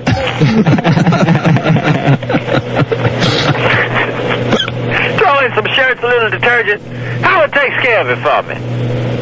Hey, Tease? Yeah. Do you do Howard, were we going to hear something recent from Ali, or is that next hour? Or? You know, I try to stay away from the recent. Yeah, I don't know if I guess I shouldn't encourage that I'm sort of shocked that you would. Well, you know, some people are, you know, when you look, Muhammad Ali is the greatest. You know, I mean, he says he is. So, I mean, you know, it's pretty unfortunate the way he is now. You mean there are some things you actually stop short of? Huh? Yeah, once in a while. Hey, Tease, hold on a sec. Let me put John Henry back on. Yeah, Scottie Pippen is a baby. Hey, this is a tape. Scottie Pippen is a baby. This is just Wah. like that old Scottie Superman Pippen episode is a when baby. Goldstein got locked Scottie in Pippen there, is a and he baby. kept saying, Wah. Scottie "No Pippen comment is until a the baby. time limit is Wah. up." Scottie Jimmy Pippen Olsen was is a pushing the baby. tape recorder Wah. and rewinding Scottie it. Pippen This is what we're hearing right now. You're right. Could be. TC, we're not going to give him the tickets. He's obviously put a tape loop on there. baby. Wah. You put Scottie a tape on, Pippen just go. is a Yeah. baby. Now, Wah. okay. Scottie Pippen If you is listen a to baby. Jimmy John interview, Wah. this is not a Scottie tape. Pippen Then is a straight baby. out the next Wah. sentence. Scottie Pippen is a baby. Wah. Scottie Pippen is a What do you want him to do with the next sentence? Scottie Pippen He's supposed to- is a baby. Wah. Scottie Pippen is a baby. Wah. Scottie Pippen is a baby. Wah. Okay, John, if this is not a tape, John, slow down. Is a baby. Wah. Slow down. Scottie Pippen is a baby. Wah. Slow down. Scottie Pippen is a baby. I don't Wah. I don't know. Scottie Pippen. What do you think? He's that repeat button on his Scottie phone. Pippen is All a he baby. does is say it once, Wah. and he keeps hitting the Scottie repeat Pippen button. is a baby. All right, we're going to get into some further investigation here, TC. Meanwhile, how's the traffic? Scottie Pippen It's a loop. is a It's a baby. loop. It's a Wah. 900 number loop. Scottie Pippen is a baby. You call Wah. 1-900 Scottie Pippen is a baby. is a baby. It's a Wah. loop.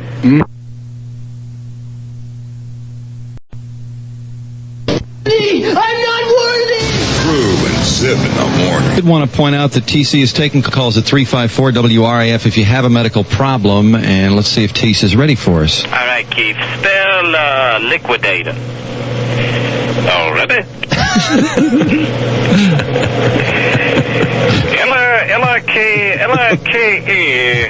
L-I-K-E-D-T-R. Liquidator. Keith, oh, no. L-I-Q-U-I-D-A-T-O-R. Okay? Spell, dang, I don't know. Spell, Jackson. insurance. Oh, ready?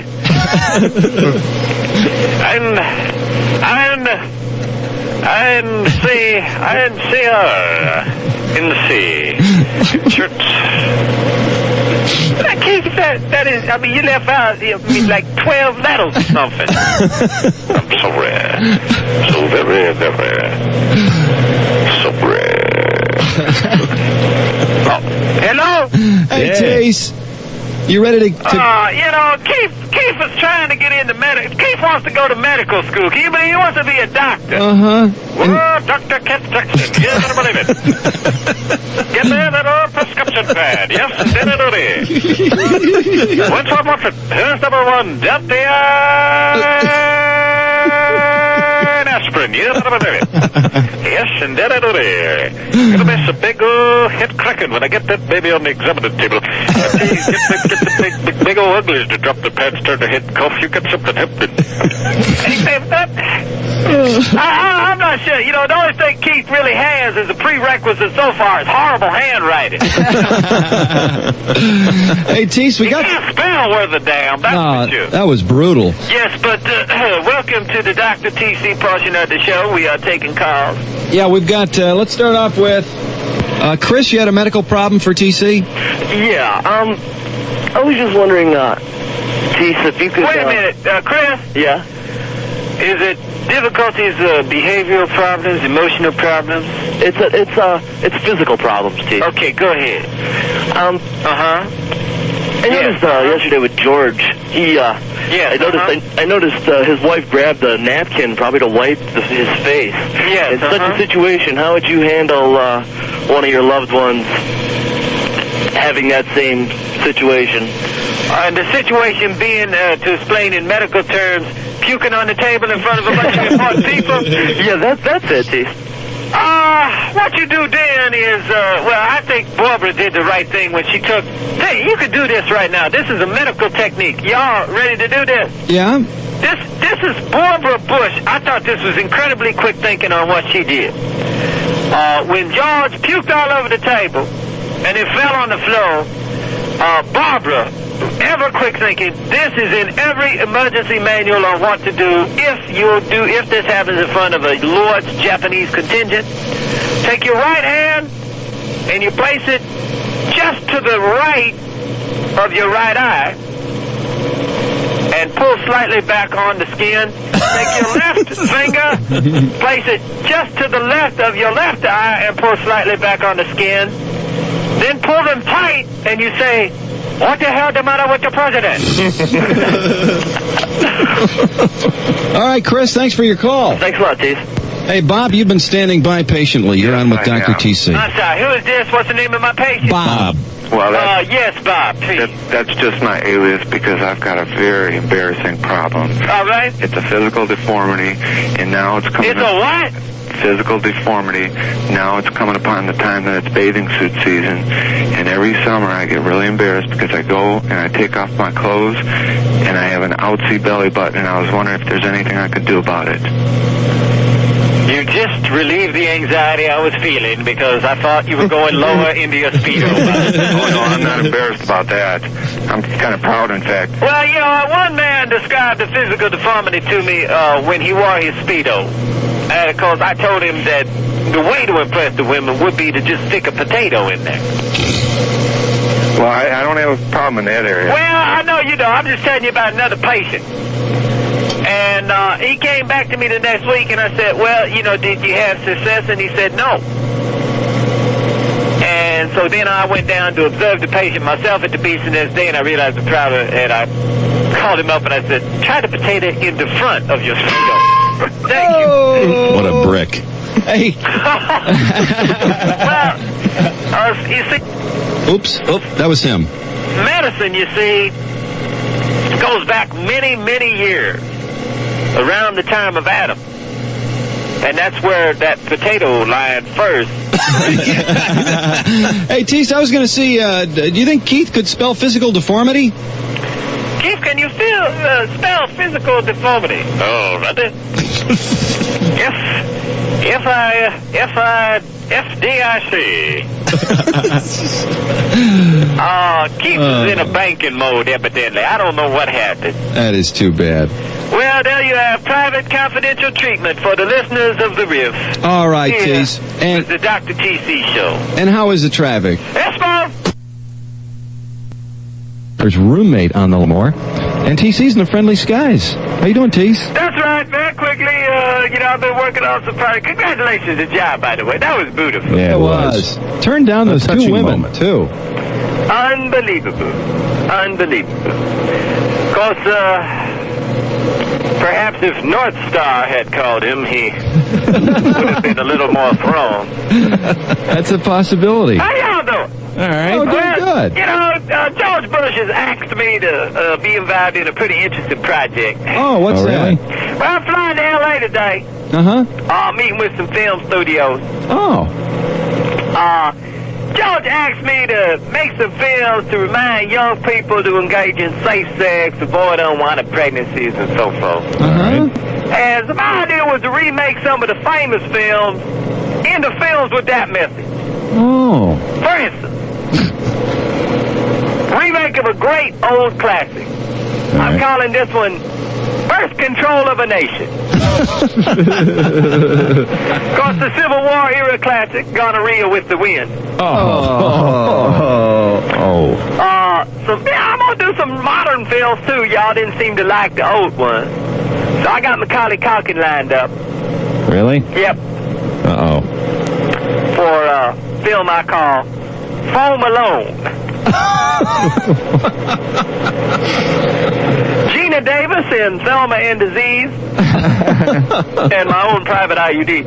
And two biggest projects, a movie starring Robert Redford, 3 Days of the Condom. And a science fiction TV series. Oh, really? Battlestar Prophylactica. If I could just find Lauren Green. Oh. I haven't been able to track him down. Wait, is Lauren... Lauren? Yes. Do we want to page Lauren? Yeah, go ahead. Can we bring Lauren in? Is there any way at all? Can we channel him? Or I remember when you channeled Elvis that time. Yes, I'd like some more information about Secure Care, please. Oh, that scares me every time I hear it. It's scary. That's the last time we channeled Lauren. I was wondering how many babies his wife could nurse at once, you know?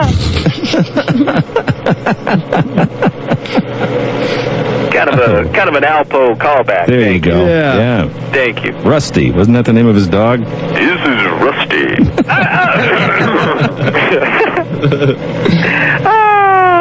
Yeah, I don't know. Well, Tease, how's the traffic, bud? Hi, Smoke.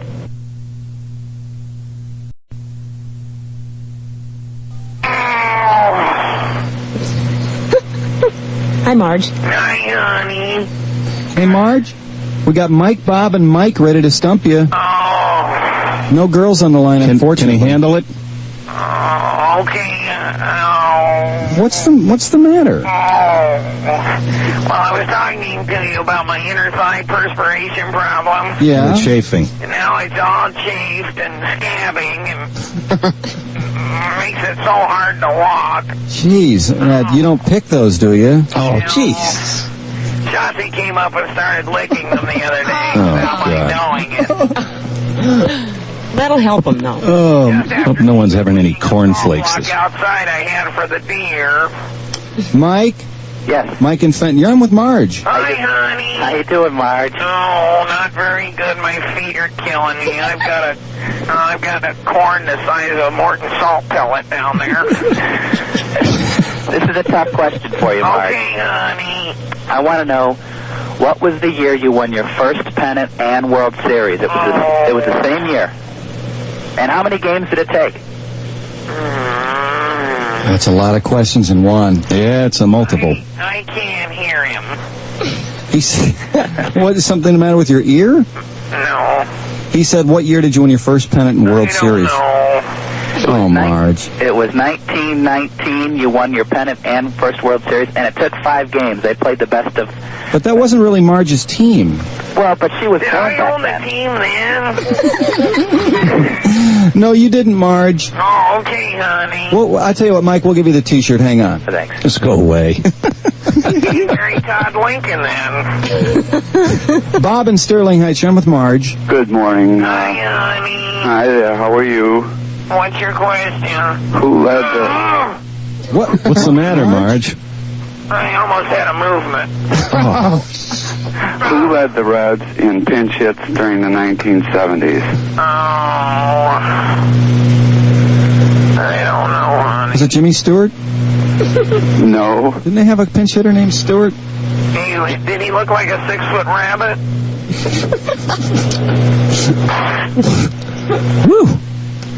Bob, who was it? It's Dave Concepcion. You win. Thank you. Hang on. Marge. Okay. Do you want to do one more, Marge, or is it too close? One more.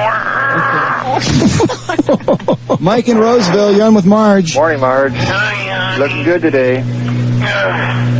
You got some color. I got an easy one for you, Marge. Okay, honey. Which Cincinnati Reds player holds the record for 4,256 hits? No. Chris Sabo? No, Marge, it's Pete Rose. Okay, honey. He was your manager, too. Oh. I'm sorry. I thought you'd know that one. Marge. Oh, Marge. Marge, you don't sound so good.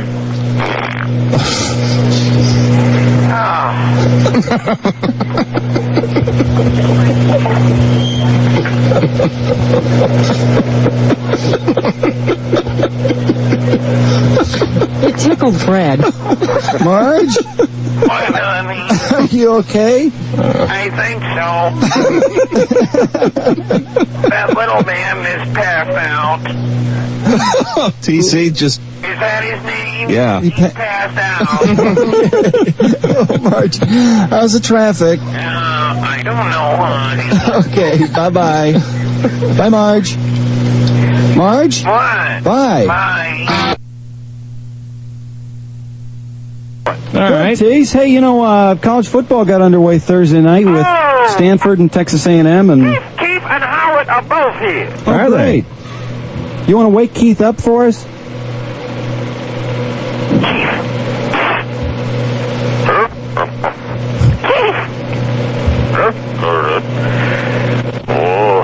Oh, that's it, Miss Suzanne Summers. What? Keith. Oh, time, mister, this one, you big but Keith. Keith. Keith. Oh, tell you what that gives Mr. Keith Jackson a longboard the size of Texas.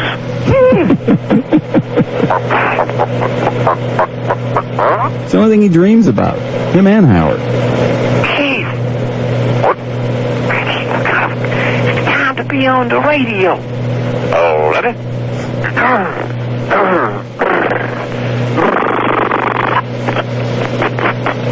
Keith? Ready? Keith, are you awake? Hello, everybody. Keith Jackson. Yes, and da-da-da-da. What was it? Here's number one. Up, down, head, and fly. Yeah, better believe it. Keith. All right. There was a big old head cracking up there in Disney World. Mr. Bill Walsh says a genius. So I tell you, looked more like a dumbass. Couldn't get more than 7 boats under the board.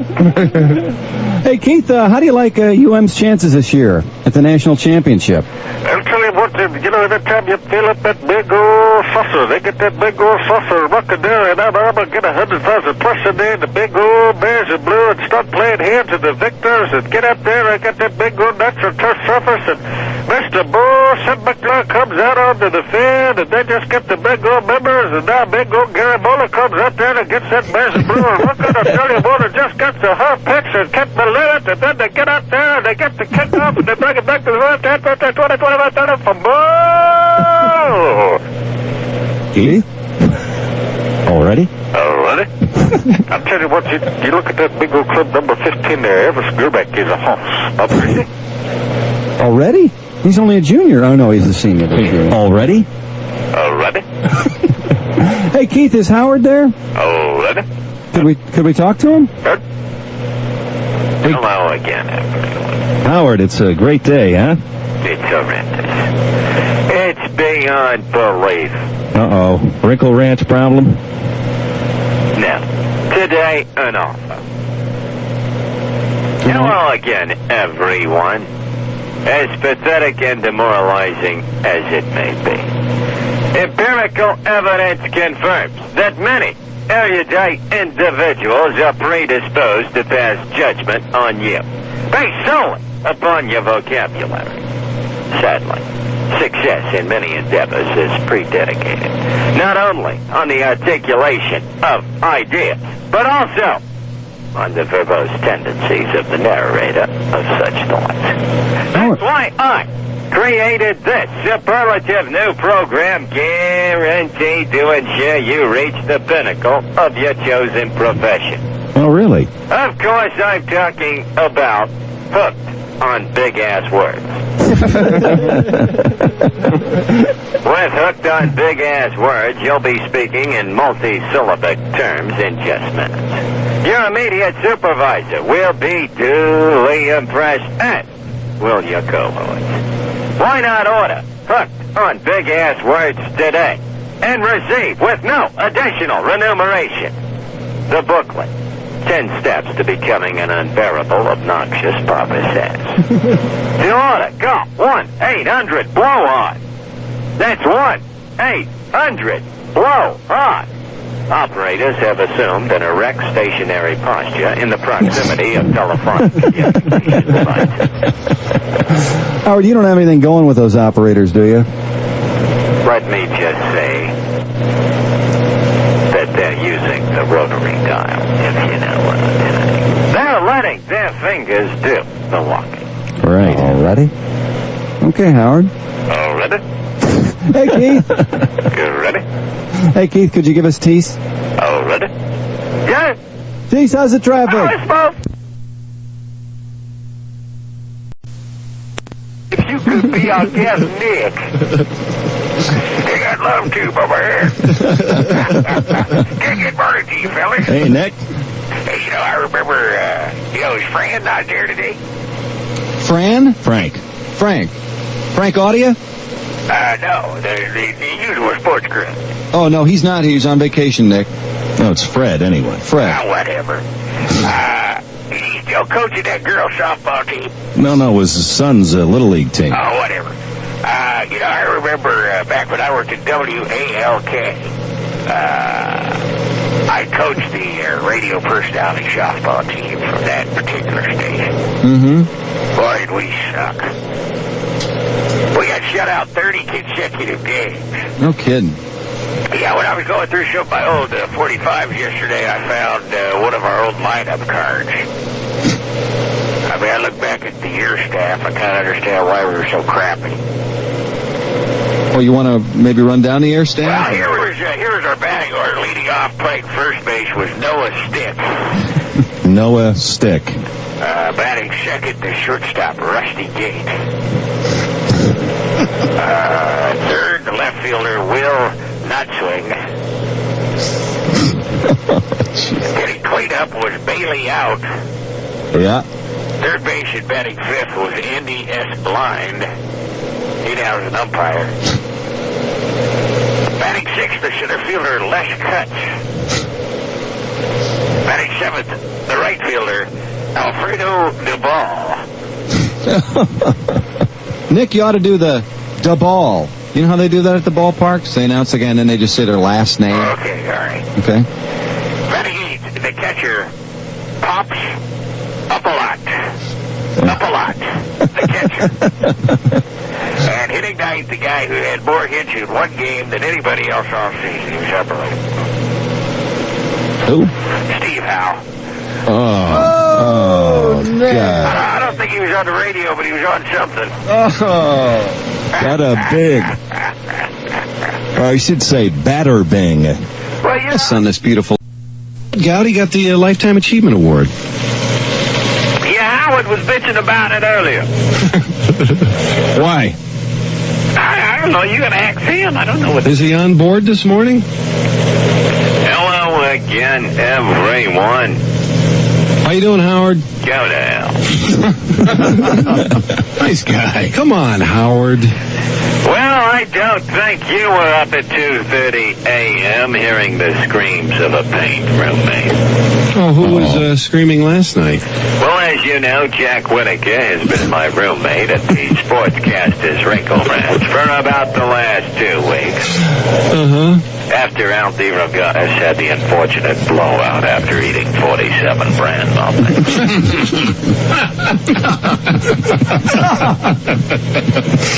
I've seen Depends handle almost everything. No man-made object could handle that man. Incredulous display. So I put DeRogatis in a private room, and Jack Whitaker's been my roommate.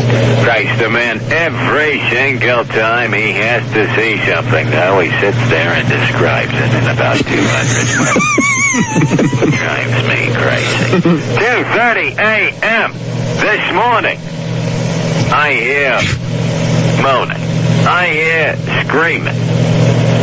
All thanks to that prankster, Kirk Galley. What about winning the award, or? Well, he came in after winning that award, was feeling pretty feisty. He and Ernie Harwell just kept going on and on and on about who had the better job. Harwell thinks that CBS radio thing is hip. That's a pretty good job, Howard. Oh, hell, no one listens to that. Oh, you didn't have that good a job when you were 7. How old's Ernie? 70? 72? 73? Then Gowdy comes in after winning that award and starts playing practical jokes. Unbeknownst to my roommate, Jack Whitaker, when he got up for his 2:30 relieving session, Gowdy had ice down his catheter. Ouch. Oh, I thought you were going to say he'd put his hand in warm water or whatever it is. They probably pull that one up there occasionally. No, that would have been... Well, Gowdy then, of course, went and got the Nair. Poor Jim McKay doesn't have a pube left. Oh, Howard. Well, I'm sorry you had such a difficult night. I was hoping this would be a little tribute to Kurt and the fine work that he's done. A little more uplifting. Do you have anything? Well, he was he came in drunk, totally debilitated, threw up all over one of Lindsey Nelson's favorite plaid blazers. I don't think it'll come clean. The place is a mess. Can you say anything nice about Gotti? Maybe his work for American Sportsman or his play-by-play for NBC? No. Football? No? The man was a no-talent when he was on the air. NBC put him on every single event. Coleman Young to get up to date on it. Probably have his helpful assistant standing by as well. Manugian Mansion Mayor Coleman Young. Hey, Mayor, Drew and Zip here. And what do the Hatchet brothers want today? Well, we couldn't help noticing all the rules for this year's Freedom Festival, and we were hoping you could kind of maybe get everybody up to date on that, being the mayor of the city of Detroit. Well, hell, I'm just making sure all goes well with the damn fireworks. Well, we understand there is a curfew, isn't there? Call it what you will, but after 9 p.m., the whole city will be like an amusement park because you're going to have to be this tall to enter the goddamn city of Detroit. Wait a second. What does that mean? I'm sorry. Read my damn hands. I'm holding my hands up like 3 foot tall. Like to ride the ride. Okay, I get you. You understand? Yeah, I understand. Well, there's about 500,000 people coming downtown. Is parking going to be any kind of a problem? Can you make us... No, that's a piece of cake because everybody's going to be valet parked by the carjackers. Oh, come on, the rules say no skateboarding, you can't roller skate, no bicycling. That's a tad overboard, isn't it, Mayor? Well, I just want people to come on down and stand still with the hands up. You're going to have the mounted cameras, the hydraulic lifts to keep the crowd under surveillance with the police. Hell, I don't know about that. The cameras are there to create my personal entry in the America's Funniest Home Videos contest. Then when I win, I'll apply the money into the goddamn deficit. Now, hold on, Mr. Mayor. I thought you said we spent it gambling in Las Vegas. I did not say that, you jackass. We're talking to the damn media. Well, I don't know when you're going to change your mind. You And will another not say thing. nothing. Will you just shut up? And another thing, media man. No personal video cameras allowed. That's what got us into trouble the last damn time. No cameras. When's the last time you've been to a Guns N' Roses concert? They don't allow no damn cameras. Well, You okay. are correct, sir. Wait a minute. Hey, look, let's change gears here. You worried about, you must have been worried Joanne was going to show up. Hell no, she ain't invited. No, I see. All right, any other rules we need to know? A few. Big shoes and pants guaranteed for as long as you own your car. Free estimates, most vehicles, no appointment necessary, MasterCard, Visa, and of course that great brown Discover card. I've been using that one so much. Well, anyway, got these closings for you right now, if you like. The John Paul Sartre Absurdity Leapers have canceled. They have canceled their rehearsal for it today. The Birmingham School of Urinal Design is closed today, and the Marching Johnny Cakes will not have rehearsals this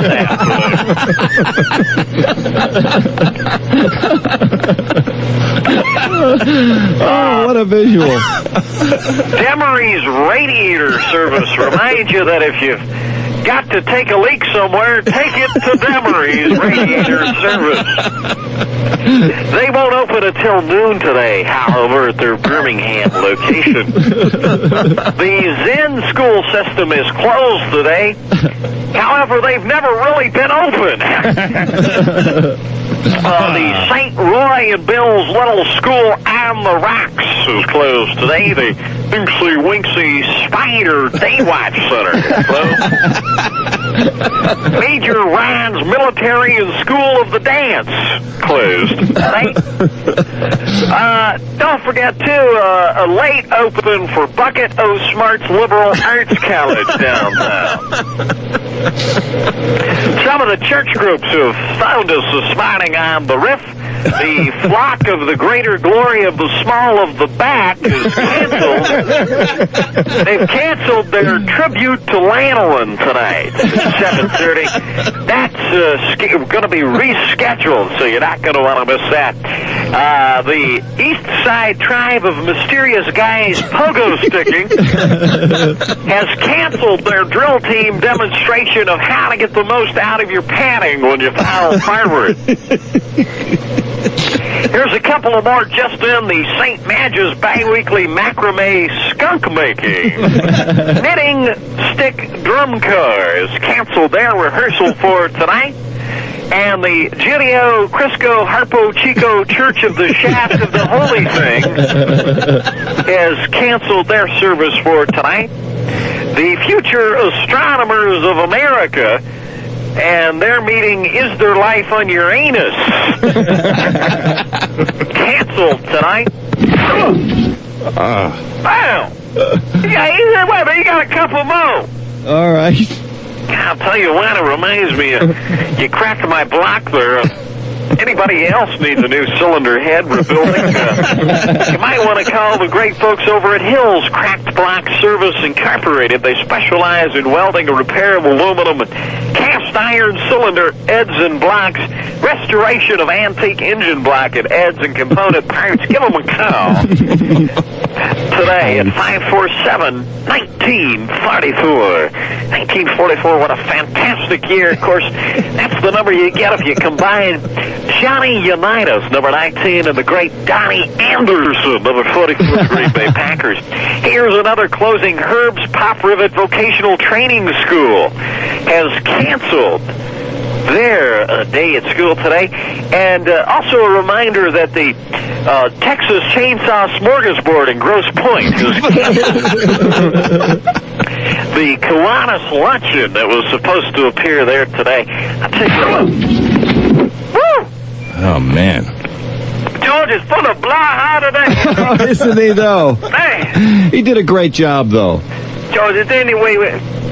I'll tell you what, I was just over at Livonia's Home for Funerals, and, they've provided respected service and backed by family tradition for over 30 years. And the thing they have been founded on is faith, compassion, and integrity. Pre-planning, irrevocable Michigan Funeral Trust, Social Security, Medicaid, VA, cremation, bereavement consultation available. Livonia's Home for Funerals, we are growing by the referrals we get. Oh, it was just Give us a call at 547-5814. That's 54-step. Oh, Hey, the guy can take a punch. I know. There's just no end to the guy. that is beautiful. Total peace of mind for sure. Right now. Tease? How's the traffic? It's smooth. All right. I just wanted to scare you there for a second. Did I do it? Yeah, a little bit. Well, occasionally we will guffaw off the air so much that once we get on the air, ain't nothing to say. And that's what happened today. So I'll see y'all tomorrow. Oh, Tease, come on. Oh, I'm just kidding. Yesterday, what we was laughing about so much, we started talking about a little bit. And that was that new cartoon character I'm developing. Oh, well, let me set the table a little bit. Yeah, please do. Be the waiter here, if you would. Can I set the table for you? I don't know what it is. I've got bad television anchor handoffs just rolling through my brain lately. Marvel Comics came out with its first gay superhero, North Star, yesterday, and so we were talking about some other possibilities. Right. This makes us sound a little less sick when they hear what it is. Well, yeah, but, it was the story of a boy who, as a youngster, had an unfortunate bicycling accident on a Stingray with a banana seat. When he ran into it. He's grown now to an adult whose shrieking voice disables criminals. You've elaborated. That's his superpower, his shrieking voice. He is Mononad. Mononad. Dag, why is Mononad snapping at everyone? What's wrong with Mononad? Oh, he's just a little testy today. Dag, did you see Mononad disarm that criminal at the jewelry store just by shrieking? Boy, that takes ball.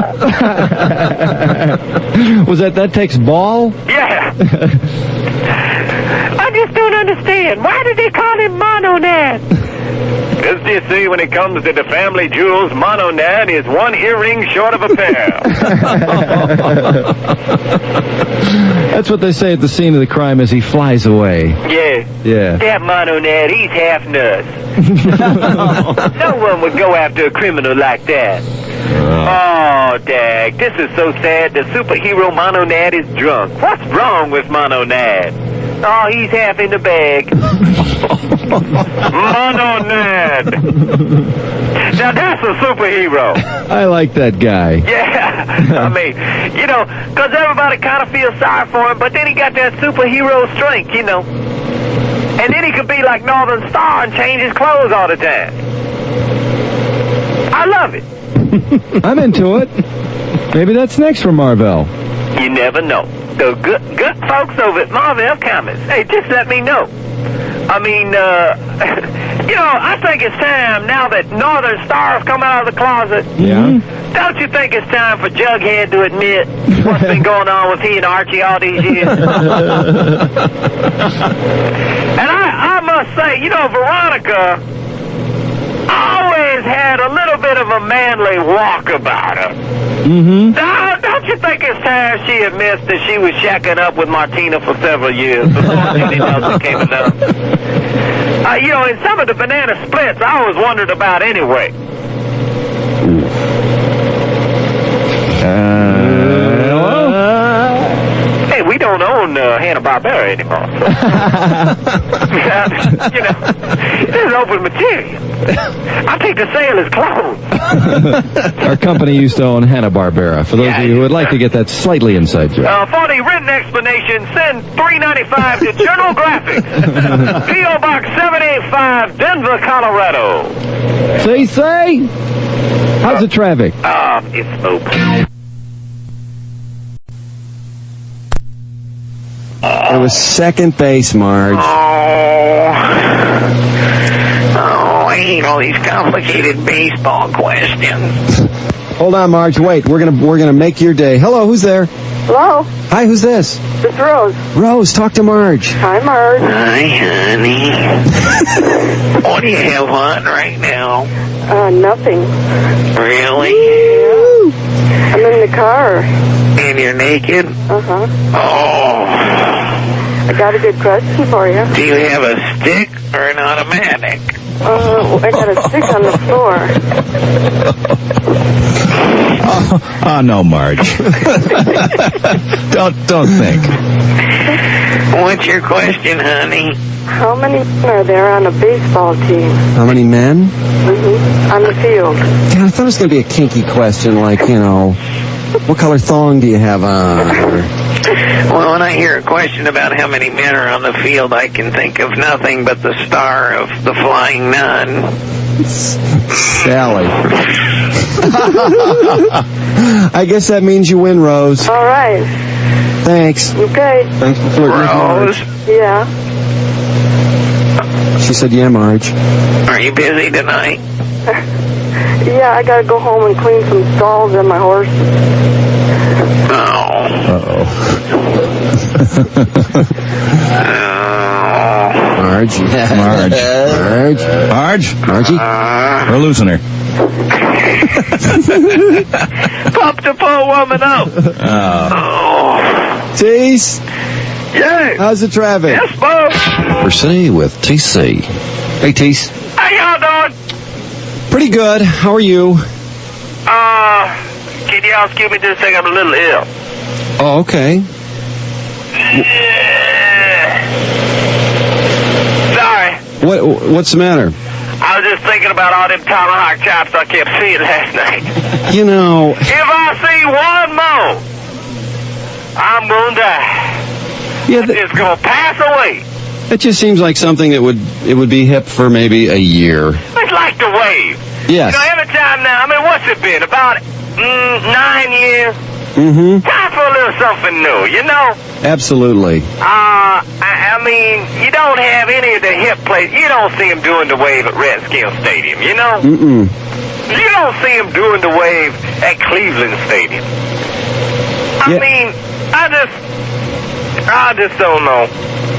It's got to go. There's no camera. If they got to do something to show their Indian heritage, some move, why not do the little move where they flash, where, you know, the Indian bucks kind of like flash their pelts.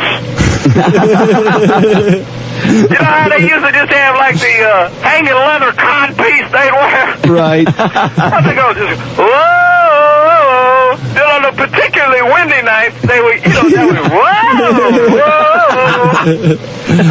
I mean, you know, that's as much heritage as anything. That, you know, how about the bow and arrow thing? Well, they're getting us all in trouble with the Indians, and it's just these buttheads in Atlanta. Well, Dad and the Kansas City Chiefs fans. Are they doing the chop? Oh, yeah. Oh, no. Yeah, they do the same thing. God. Yeah, for a while. You know, for a while, judging from his passing, I thought they were doing impressions of Dave Craig throwing it away. Like straight into the ground. Whoa. Hey, Tease, I was curious. And in all honesty, now that I think about it, the Chiefs fans started that. Did they? Are they the people we have to hold responsible? In the pro ranks, Florida State started it overall. I mean, I was like at an NCAA game about 6 years ago when they were doing that. In basketball for Florida State. That's something they done for a long time. Well, that's not a bad thing on a local, smaller level, but when it gets to the point where, you know, we have to put up with it every fall. You ever hear who says he invented the wave? And I know that's something that I would jump up into public and admit. I heard it was the Seattle Seahawks fans. Well, it actually started at the University of Washington, and this sissy boy, who was a cheerleader there at the time, says he invented it. Named that celebrity. I don't know what his... Do you know what his name is? And I use the term celebrity loosely. Yeah, I know his name. He ought to be in the witness protection program. What's Here's his... a hint. Da-da-da-da-da-da. John Tesh? No. That's an obvious guess, though. Rob Weller. Rob Weller? Says he started it? Yeah, when he was a cheerleader at Washington. Now, I don't know about you, but every male cheerleader I ever knew in college was damn manly. Sticking their hands up to other cheerleaders, female cheerleaders sitting on their hands, 10 feet in the air, and these sissy boys don't even have the gut sense of looking up. Yeah, what is that? I always thought that was the whole point, that they were getting off on that aspect. I mean, they was missing out. You know, that was the whole point of doing it. Just going, oh, I'm sorry, I slipped. You're right, they never... I need to go wash my hands. But that never happens. No. I just don't get it. And I don't get why Lord Marge didn't sign Sweet Lou Pinella to a new contract. Yeah. You think the main spark is heading back to Cincinnati? Oh. I heard that rumor. No kidding. Now, you know, I hadn't heard that yet here. It seems like... I just started it. Oh, you just started it. Okay. Okay, yeah, okay. I just started. I'm really the Rob Weller of sports rumors. Well, let's get Marge on and see if we can spread it. Oh, all right. Spread what? The room. Uh-oh. What's that? I've never had an inner thigh bunion before.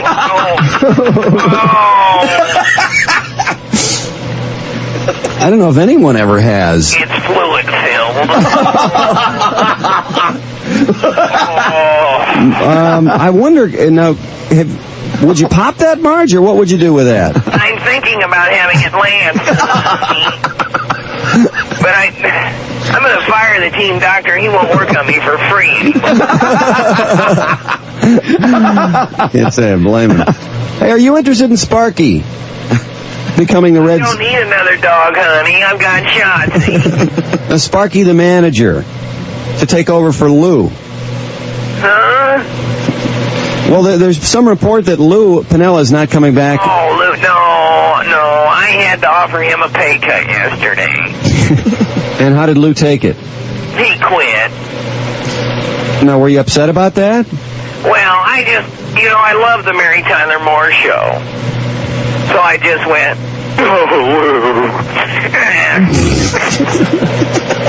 Marge.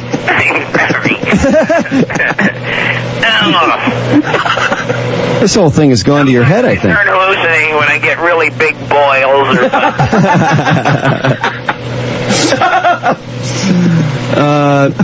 Do you have any idea what you're going to do?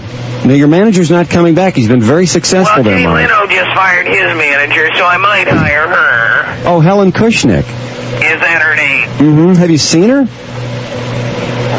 What is that, an old Motown tune? No, Marge. No, I have not seen her. She's, well, actually, you know what? She might be your type, come to think of it. That'd be a cute arrangement. Manager and life mate. I'll tell you, for me, there's nothing more attractive, nothing that moistens me like an overweight woman in heels.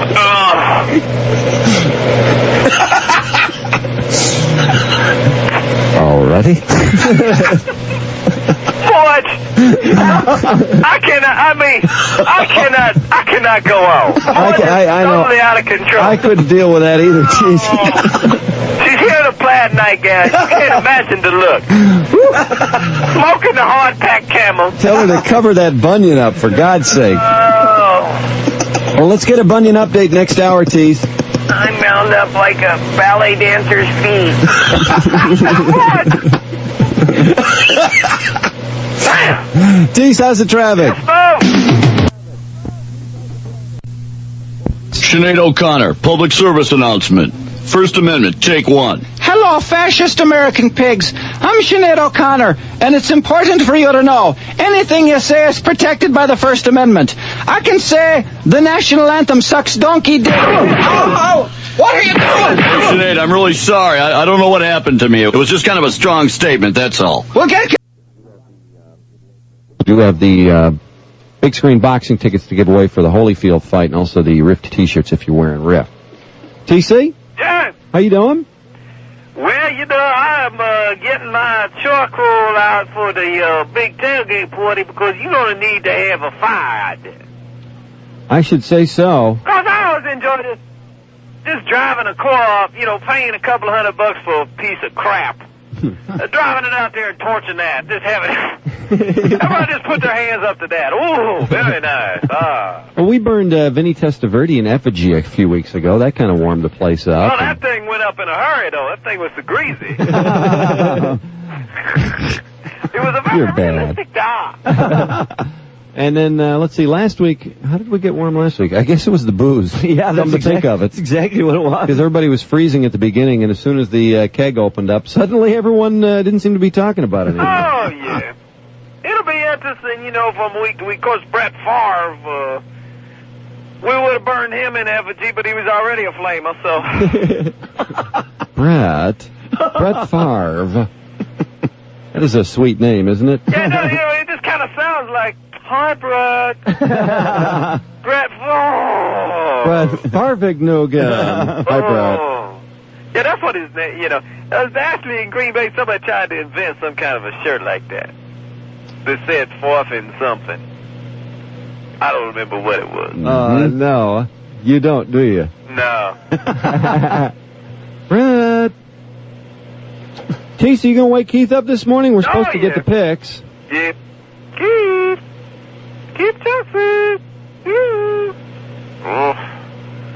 Oh, petrol. You tiger. Oh, yes, indeed, I don't know. Oh, Keith. Oh, Patty. Patty? Oh, this will sound scary. Sounds like it's a heterosexual dream, though. Oh, Keith Jackson. Oh, how nothing. Hello. Warm it up, Keith. Hello. Hello again, everybody.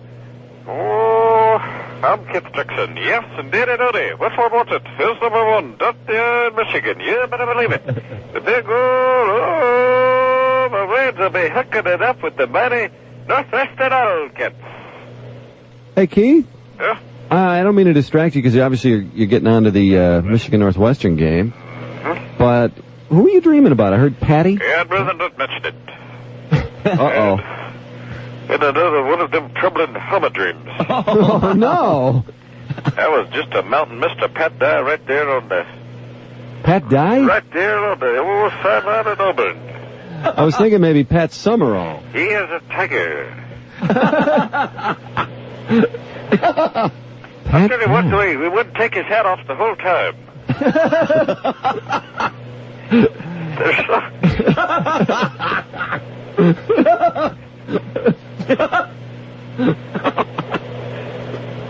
I wouldn't even have known it was him if he hadn't turned around and looked at me in the face.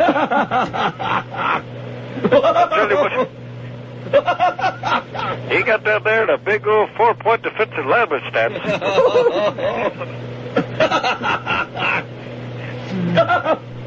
He was getting some charge off the line. You better believe it. Well, that's... Oh, mercy. I believe that's the first Southern coach you've had a homo dream about. Well, I'll tell you what, he was a going south. Yes, indeed, Alrighty. I'll tell you something that just turns on Mr. Kip Jackson when I look over there on the sideline and I see a coach wearing a suit and tie and a hat. You like that? Oh, it's a good old formal look now. Not the big old houndstooth Kip that Mr. Ben Bryant used to wear. Big old Bear used to wear that's kind of a dress hat where it always clashed with his plaid jacket. But, Pat Dye just wears that baseball coaching Kip. That thing on, I tell you what, I was about ready to turn that thing backwards up. Do you like the mesh version or you like the old style hats better? Oh, I tell you what, when you say the mesh, it just kind of lets the top of the head breathe. Well, Keith, that's a... Well, the homo dream I had more trouble with that was that classic version when I couldn't decide between Mr. Bud Wilkinson and Mr. Eric Parsegian. Silverhead classics. Kip Jackson was just a dream and he had to take one or the other. How do you choose those two? I don't know. Had them big old black Riddell coaching shoes on now. They was both wanting to walk on my back. I guess you were into older men at that time, or you were thinking about... Well, I don't know. Just don't quite understand what the hell that one was about. I'll tell you what, I need some psychiatric help to help me break down this thing. Yeah, if there's a... It's a minute trouble at homo dreams. Somebody who works... To the days of the Washington Husky cheerleaders. Get them big old gold lovely panties now. Oh, ready. Hey, if any... Party at all with Billy Joe Hubbard. If anybody works in the psychiatric community, psychologist, psychiatrist, or married to one, or just think you know people... Yeah, we should try and line him up with Keith next hour and try and help him out. Next hour, or at least be able to analyze. Or a dream analyst would be nice. That would be perfect, because Keith is really troubled. 354 WRIF. Meanwhile, let's get Keith's picks. No, ready? Michigan Northwestern? Oh, tell you what, you just not really going out on a limb for the Wolverines. A big old 34-point favorite in this big old 10 clinching. There's going to be some head-cracking big old Irva skill back just to get it in there and looking and chucking and making that thing a happen there. It's going to be a big old win for the Wolverines. You better believe it. Elvis Gerbeck is a horse. Oh, ready? Will they beat the spread, Keith? Oh, yes, they did. They will. Big old uglies up front and just doing the job. Oh, Michigan number 3, the highest season-ended ranking since the 85 Fiesta Bowl. All righty. Michigan State, and is it the Badgers this weekend? Well, I'll tell you what. You got the big old...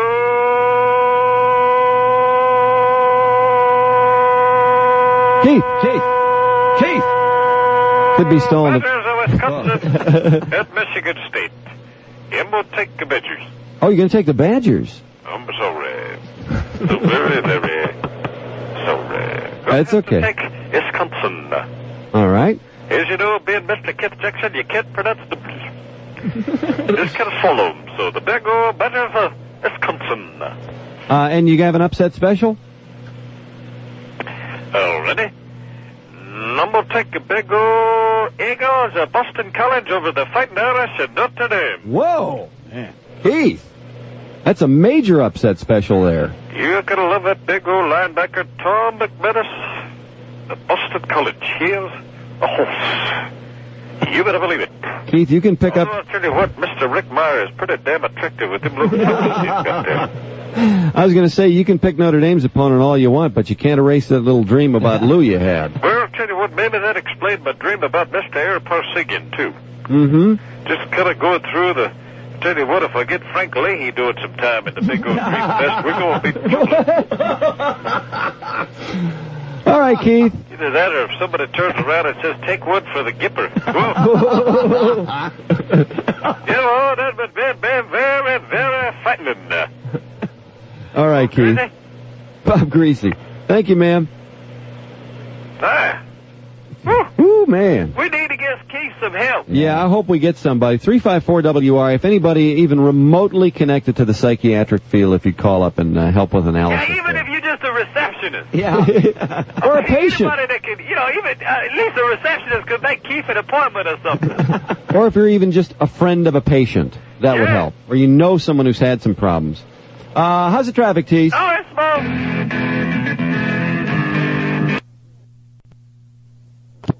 Oh, Billy. Uh-oh. Oh, you are a pecker.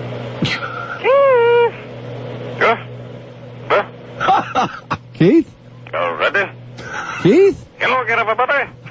I'm the construction. Oh, Mama say yes, indeed, indeed. What's for Watson? Says number one, it's certainly in the Austin Huskies. Is they fall to the big old Alcats of Arizona. Hey, Keith? Of course, I called that one. Not here you didn't. Well, damn it. Hey, Keith, Ready? what were you dreaming about just now? Just curious. Tell you what, I was having some sort of home dream. And Billy? I'm a bit so troubled by that. And this one had a weird, ironic TV twist. Mm-hmm. I was working with Billy Packer. Oh, Billy Packer. Oh, okay. Oh, at least he was acting like a Packer. What was it about Billy that got you going? Well, I think it was the way he moved his hands when he talked. The gesticulation. Yeah, he was doing that too. Certainly better than Mrs. Kiptrixon is. Well, this is troubling again. You know, I see on TV Saturday, Keith, all I can think about are these dreams you're having, and you hold it together very well, I have to Well, I admit. appreciate that, I just try and do the candid play-by-play commentary that has made me one of America's favorite of college football on ABC. Bob Grizzly? Keith, nobody's here to talk with you, boy. All ready? Keith, difficult weekend on the picks. You had Michigan right. You had Michigan State. You had selected the Badgers, so that was an unfortunate one for you. I'm sorry. So very, very sorry. But I think the toughest part about your weekend had to be watching Notre Dame hand it to Boston College 54-7 after you had picked the Golden Eagles. Is it the Golden Eagles? Really? Yeah, you picked... I must have been hallucinating. I thought I was taking the Philadelphia Eagles. No? I didn't take Philadelphia? Well, we've never done any pro picks on with you, Keith. Oh, don't it. Why would I do the damn Aussies and Husky upset every other market and change my mind in this one? I don't know. Yeah. Maybe you were angry with Lou Holtz for being in your dream that one time. I think that's what it was. I just didn't want to recognize it. I think I was projecting it by venom toward Mr. Lou Holtz, toward somebody else. Mm-hmm. I tell you what, he's a sexy little customer. Himself against that blonde hair, a wiggling it and a waggling it. I tell you what, the big old ugly doing that slobbering act on this. Oh, I tell you. Keith, now you had to be a little jealous when he put that headlock on the official a couple of weeks ago. Well, I tell you, that was... You talk about giving good headlock. Lou was certainly doing that. You better believe it. And how about that big old Oprah Winfrey? She is a hoss. Who? Oprah Winfrey. Oh, Oprah Winfrey. Yeah, she's getting married. I'm hoping that I could do her wedding vows. I'm hoping they ask me that. Oh, yeah. Mr. Kit Jackson has done a couple. Yeah, you have. That'd be beautiful, and we'll mark you down for that, Keith. Oh, ready? Okay, bud. Oh, ready? Well, thanks for joining us again. Ready? We'll talk to you Friday. Ready? Okay. Oh, ready? All righty. Ah, He was stuck. it's something. Tease I tell you what, I'm just wishing I could get on that hardwood naked with Mr. John Wooden. Tease, how's the traffic? It's so in the big old pyramid of success now. Chief! It's Mo! Ron! Good, how are you, bud? Well, I'm here, just counting the days till the Clampets are in the White House. Yeah. I saw a picture of Bill Clinton climbing over a fence to get away from the media yesterday, like he just doesn't understand all this. What's all this media attention? I know. I'll tell you what, I saw him jogging again yesterday. Uh-huh. He looks worse every time he jogs. Yeah, how is he? He's so roly-poly. Legs, throw some Sherwin-Williams on that stuff. Give him some color, Bill. Dang. Yeah, he looks pretty good in the suit. Uh-huh. Got the dark power suit working and everything.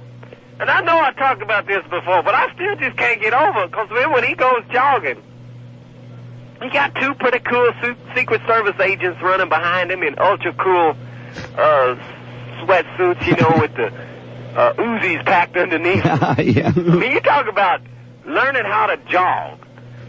Learning how to jog with an Uzi is a refined art. It's like Bill's jogging along, all of a sudden, what happened, fellas? Nothing, Mr. Clinton. Just keep running. Oh. He looks about as athletic as Dom DeLuise, too, in his actual jog itself. Oh, man, he got some prissy jog. You ain't believe it. It's more of a saunter than a jog, really. Well, he's got that prissy foot thing. He looks like the head drum major. When they come out, of the middle of the pack and come out there to lead everybody in the tune, as they prance up to their little stand before they direct everybody. That's who he looks like when he's running. Except if you imagine the head drum major with no pants on. That's what he looks like. I don't know. It's unbelievable. Hey, Dan Dierdorf. Oh, Dan's here. Okay, we'll find out what happened. Hey, Dan, how was that game last night? It was a gutsy effort by George Seifert, 49ers for San Francisco. And let me just say that, they can call Bill Walsh a genius if they want to. But it looks to me, as if maybe defensively, George Seifert's a member of the Mensa Society, if you know what I'm saying.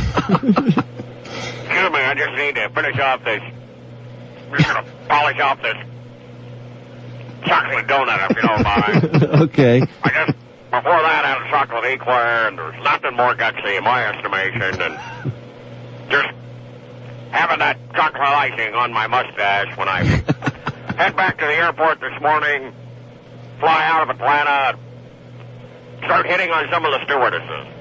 Dan, are you wearing... Ask them if they'd like to lick the chocolate off of my mustache. It's a great come-on line. I used to use it when I was here at the University of Michigan. When I was a Wolverine, when I played under Bo Schembechler, and we used to kick Ohio State's ass, quite frankly. Not like some of the sissy boy games that have been coming on here in the last couple of years. Now, Dan... Ohio State barely even fields a Division I team anymore. Dan, first of all, are you wearing a cup? I've got my cup on. Cup check? All right. Which kind of reminds me of the former Los Angeles Laker, former North Carolina Tar Heel Mitch cup check. Didn't know I knew anything about basketball, did you? No, I didn't. There we go. Yes, right sir. There it is. Right. Good job. I got my cup on. Well, you never know what could happen on a flight or in SkyCrib. Well, you never know. Plus, just for the stewardess to come along, offer me, of course, I'm always flying first class. It's part of my multi-million-dollar deal with ABC Sports to be the finest color commentator in the game. But when I'm flying first class, I just kind of sprawl up there and say, hey, look at this, Missy. This bulge is for you. Fly me. Hey, Dan, dig that. I was just thinking, your days at Michigan really were not as successful as the current Michigan squad. I mean, Excuse me. We had guys like Ron Johnson running behind me.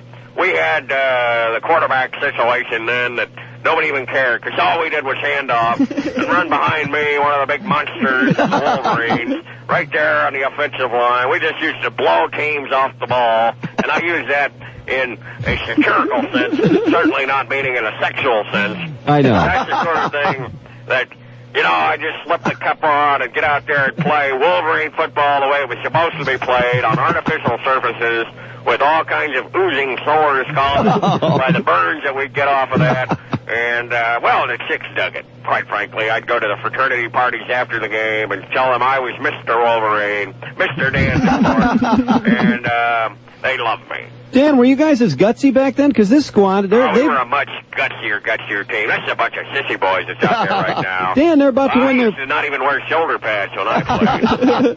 This is their I'd go out 5th there title with in a row. helmet, just kind of flinging around. I basically would wear a cup to protect my manhood, and that was about it from a pad standpoint. These guys out there now, I'm saying the kind of pads they ought to need, they ought to talk to Kathy Rigby instead of Dan Dildar, if you know what I'm saying. These guys are just not as gutsy player as I used to be.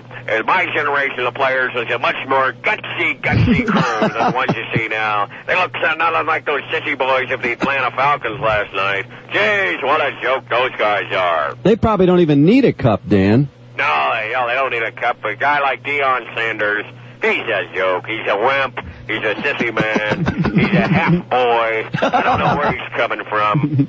Playing 2 sports. Hell, I could have played 2 sports, too. I could have wrestled. I could have played football. But I chose just to play the gridiron, just to get out there and do the gutsy things that it takes to be a real man. Dan, half-man baseball stuff. What kind of sissy crap is that? you don't even need a cup to play outfield in baseball. No. You don't see those guys wearing a cup. I admire a guy like Chris Sabo who wears 2 cups. Just to confuse the opposition. Just to go up there at the plate, he looks at the catcher and says, go ahead, put your fingers down there and make the call, mister. But while you do, just wonder why I got 2 cups on and why I'm wearing them side by side. Am I a mutant, or am I simply protecting the jewels? You ask yourself while you're trying to make the decision, fastball or curveball. Okay, Dan, thanks for that report, and we'll look forward to you next Tuesday morning. What's your name again? It's Drew. Don't you have a last name, or you like Cher? What's your deal? I'm like Cher. Jeez. You sissy man. Oh, come on, Dan. I'm wearing a cup. Here, check it out. And what is that, Pinocchio's cup? Well, I don't need a silver cup, Dan. Sounds like, who was his father, Patchouli? Sounds like he just carved you one out of wood. Of course, you find a chick with splinters in her lips, and you've been happening. Hey, man, come on. That's unbelievable. That is unbelievable. I guess I should have a steel cup like Dan. Yeah, I guess so. Tease, how's the traffic? Yes, Bo.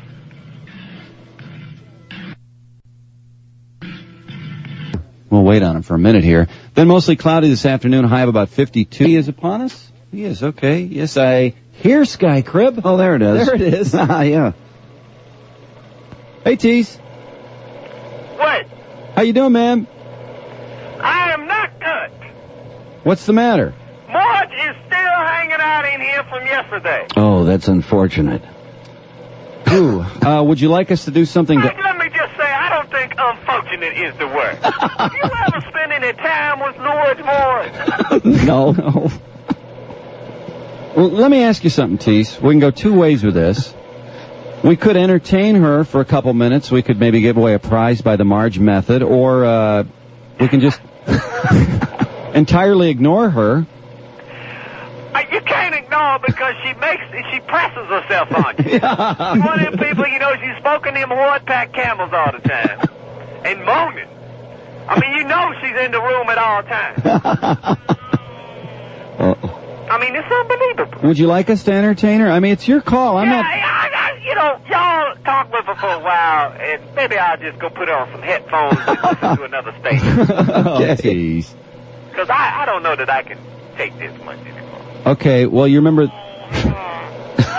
Marge, hang on 1 second. 354 WRIF if you would like to win Pistons tickets. Now, these are for the Pacers game this Saturday night. And it's also plus VIP parking. This is by the Marge method, though. Essentially, she interviews the candidates for the tickets, and the person she likes the best wins them. There's nothing scientific at all about it. It's totally biased, honey. Hi, Marge. Hi, honey. You want to talk to some people? I'm not sure. My anal spur is still acting up. Maybe we could get someone who would help you with that. You could give them a prize. I I just took a Demerol suppository.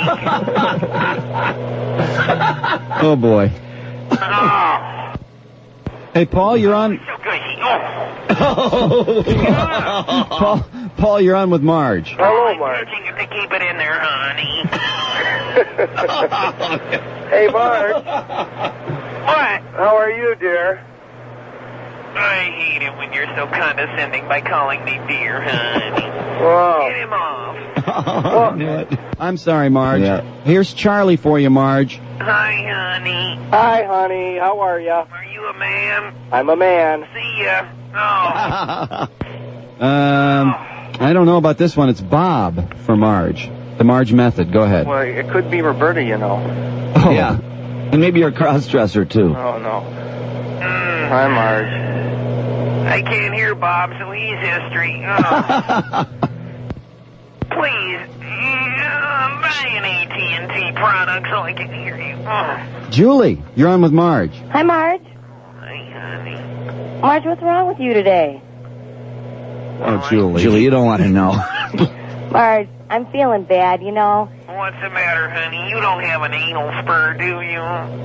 Well, no, see, I'm a little younger than you, but... How old are you, honey? I'm 24. I have that hemorrhoidal flare this morning.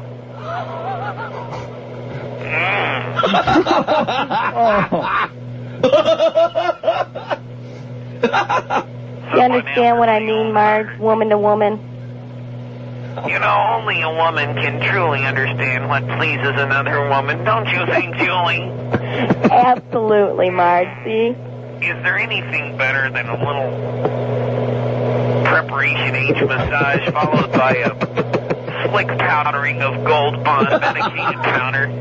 Not that I can think of off the top of my head at this moment, no. And then do you just kind of like to give a little spanking there to see the powder?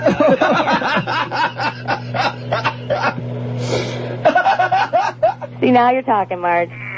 Marge, there are a couple.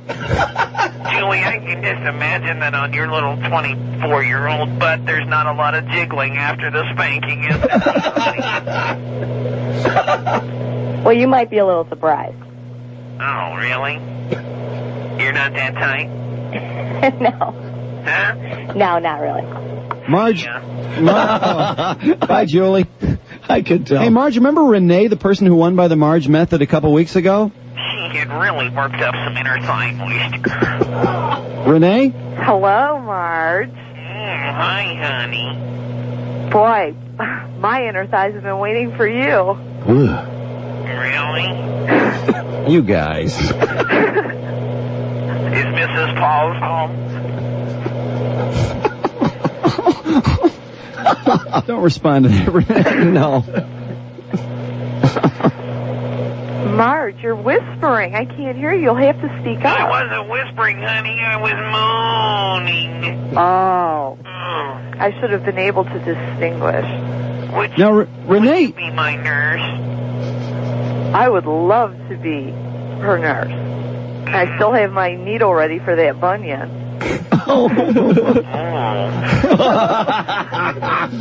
Marge, she won just 2 weeks ago. I don't think she can technically win, although I don't know what the rules are for the Marge method. Oh, she won only... There is a 24-hour rule limitation.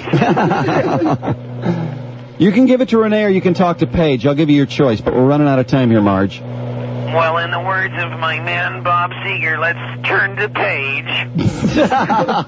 Sorry, Renee, but it's nice talking to you again. You too. You still Call get me me off, soon, Marge. honey. Bye. Hi, Paige. Hi, how are you? Good. Talk to Marge. Hi, Marge. Marge. Have you ever worked up a big boil just inside your knee? A couple of them. A couple times. Really? What'd you do for them, honey? Got them rubbed out. Do you have scars? A couple of them. Could I listen to the ocean in them? On a good day. We have a winner. All right. Congratulations, Paige. Thanks. You and Marge nice are going talking to you, Marge. You guys are going to have a great time. Talking to you, honey. Okay, Paige, hold on. Okay, thanks. Hey, do you ever just wear a flannel shirt and a Reds cap and nothing else? Paige? Oh, yeah, lots of times. Right now, matter of fact. Ooh. You almost make me forget about the fire burning inside me. Oh, don't do that.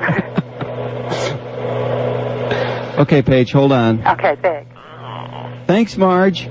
make sure you get Paige's information. We'll get all our information to you. Okay, honey. I really should shave my legs. It's been 8 years. No. Marge, I know TC's going to be mean to us. Can you tell us how the traffic is? I don't know, honey. At Crib 101. At Crib 101. Hi, Tease. How you doing? Just fine. How are you? Well,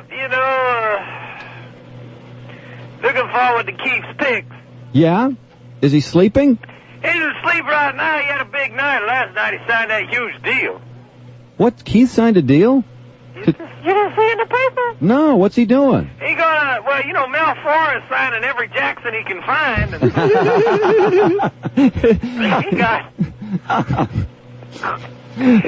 Keith. He got Keith. He got Jermaine. He got Tito. He got Tito. You know what happened there? Jackson 3. Keith, Jermaine, and Tito. Mel has had his son, Mike Farr, of the Lions on the commercials. I think Mike just said, Dad, I don't want to be in these commercials anymore. So, sure enough, here's his picture in the paper of Mel Farr with Tito and Jermaine, who are going to be on his commercial. I bet they'll run forever, too. It's probably not in the contract that it can only run for a limited time. They went outside all the after 13-week spins. Yeah. They got, it's like, hey, man, come on, will you do it for $50? Come on. Plus, I'll give you a core. Yeah, look at this probe. Ain't that unbelievable? Come on. All right. Therefore. What purpose did Tito serve in the Jackson? I guess we'll find out with this mini-series. I believe... Excuse me, I just edited myself. Okay. One of the rare occurrences for the listener of the WRIF, here in TC, edit himself. Yeah. Yeah, boy, one of these days I'll get into my experiences with the Jackson family. Uh-huh. As you know, I was born one of them. Uh-huh. But, when Daddy used to beat us so badly...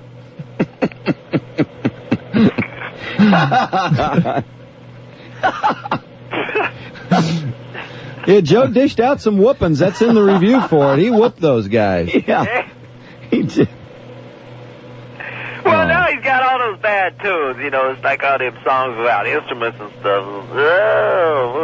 The Joe Jackson tunes. Oh, yeah. The acapella. Yeah. I don't know. Anyway, so Mel Too Far, that's his middle name, Too. Yeah.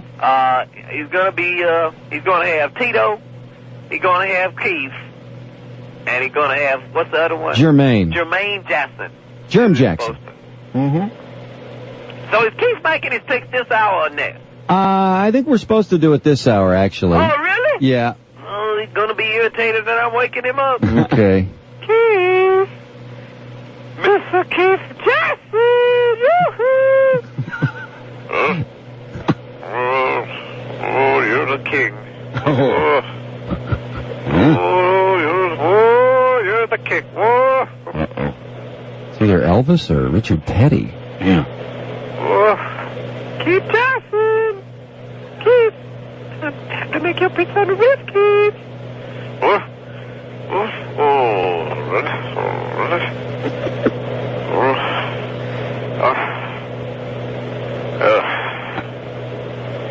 Hello again, everybody.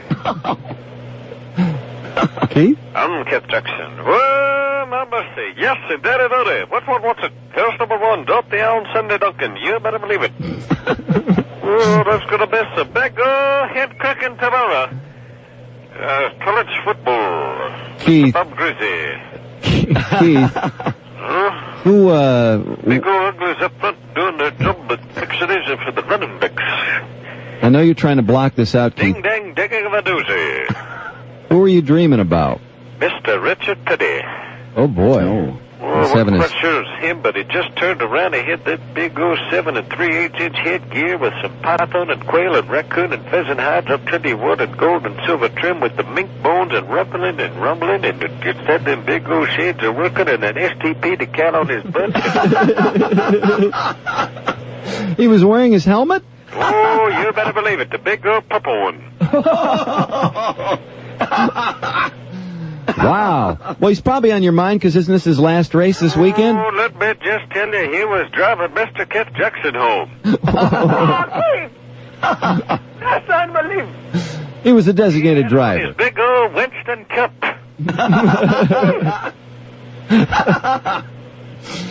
Okay.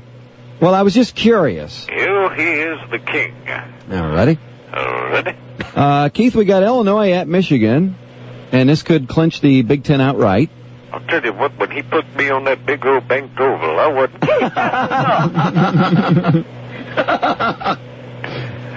Ready? Yes, the best college football game on ABC. The Wolverines of Michigan. 8-1. What the Lord of Illinois, but they would. Man, that dream really ate him up. It really did. We're just, Wolverines are 28.5-foot picks. You gotta go with the big old Wolverines. The Wolverines. Okay, will they beat the spread? Yes, indeed, I do they. They will. You better believe it. Whoa. Okay. That's a big spread. That changed. What? No, I'm sorry. You change your mind? So very, very sorry. They're not going to beat the spread. I thought when you were talking about beating the spread, you were... No. Oh, ready? I remember when they called him Dick Petty. It wasn't a verb. Go ahead. Okay, so they're not going to beat the football spread. No, sir. Okay. Now the Spartans at Purdue. Well, you got the big old Michigan State Spartans at Purdue. Ready? Big old George Perlis is a horse. You better believe it. Against the big old black and gold Boilermakers. You know, that's for... Who are they playing? Big old black and gold Boilermakers. That's for my busy with the scoop. I'm going to continue my tradition of picking against the Spartans and pick Purdue. Okay. Ready? And your upset special. Well, it's a good one. Okay. As soon as I decide to find out which one it is, I'll let you know. You don't know? Well, I think I'll tell you what. I'm gonna take the big old... I don't know if he's stuck or just reading through the paper. Kansas Jayhawks. Over. Colorado. Number 11 Buffalo. Wait a second. The Kansas Jayhawks over... Colorado. Colorado. Okay. That's an interesting pick. Okay. You know, I'll tell you what, just gotta love a team they call the Buffs. Just kind of picture them big old gold pants are sliding down, seeing them pads slid inside them girdles. Come on, Keith, you're awake now. Oh, already? I'll tell you what, life is becoming a humdrum for Michigan. Keith, you stand at 21-10-1, and we'll update that Monday morning. And that's against the spread, you better believe it. Yeah, some of those are against the spread. Really? Okay. That's a pretty damn impressive. Yeah, it's a nice record. No, you've done well. Already? Thank you, Keith.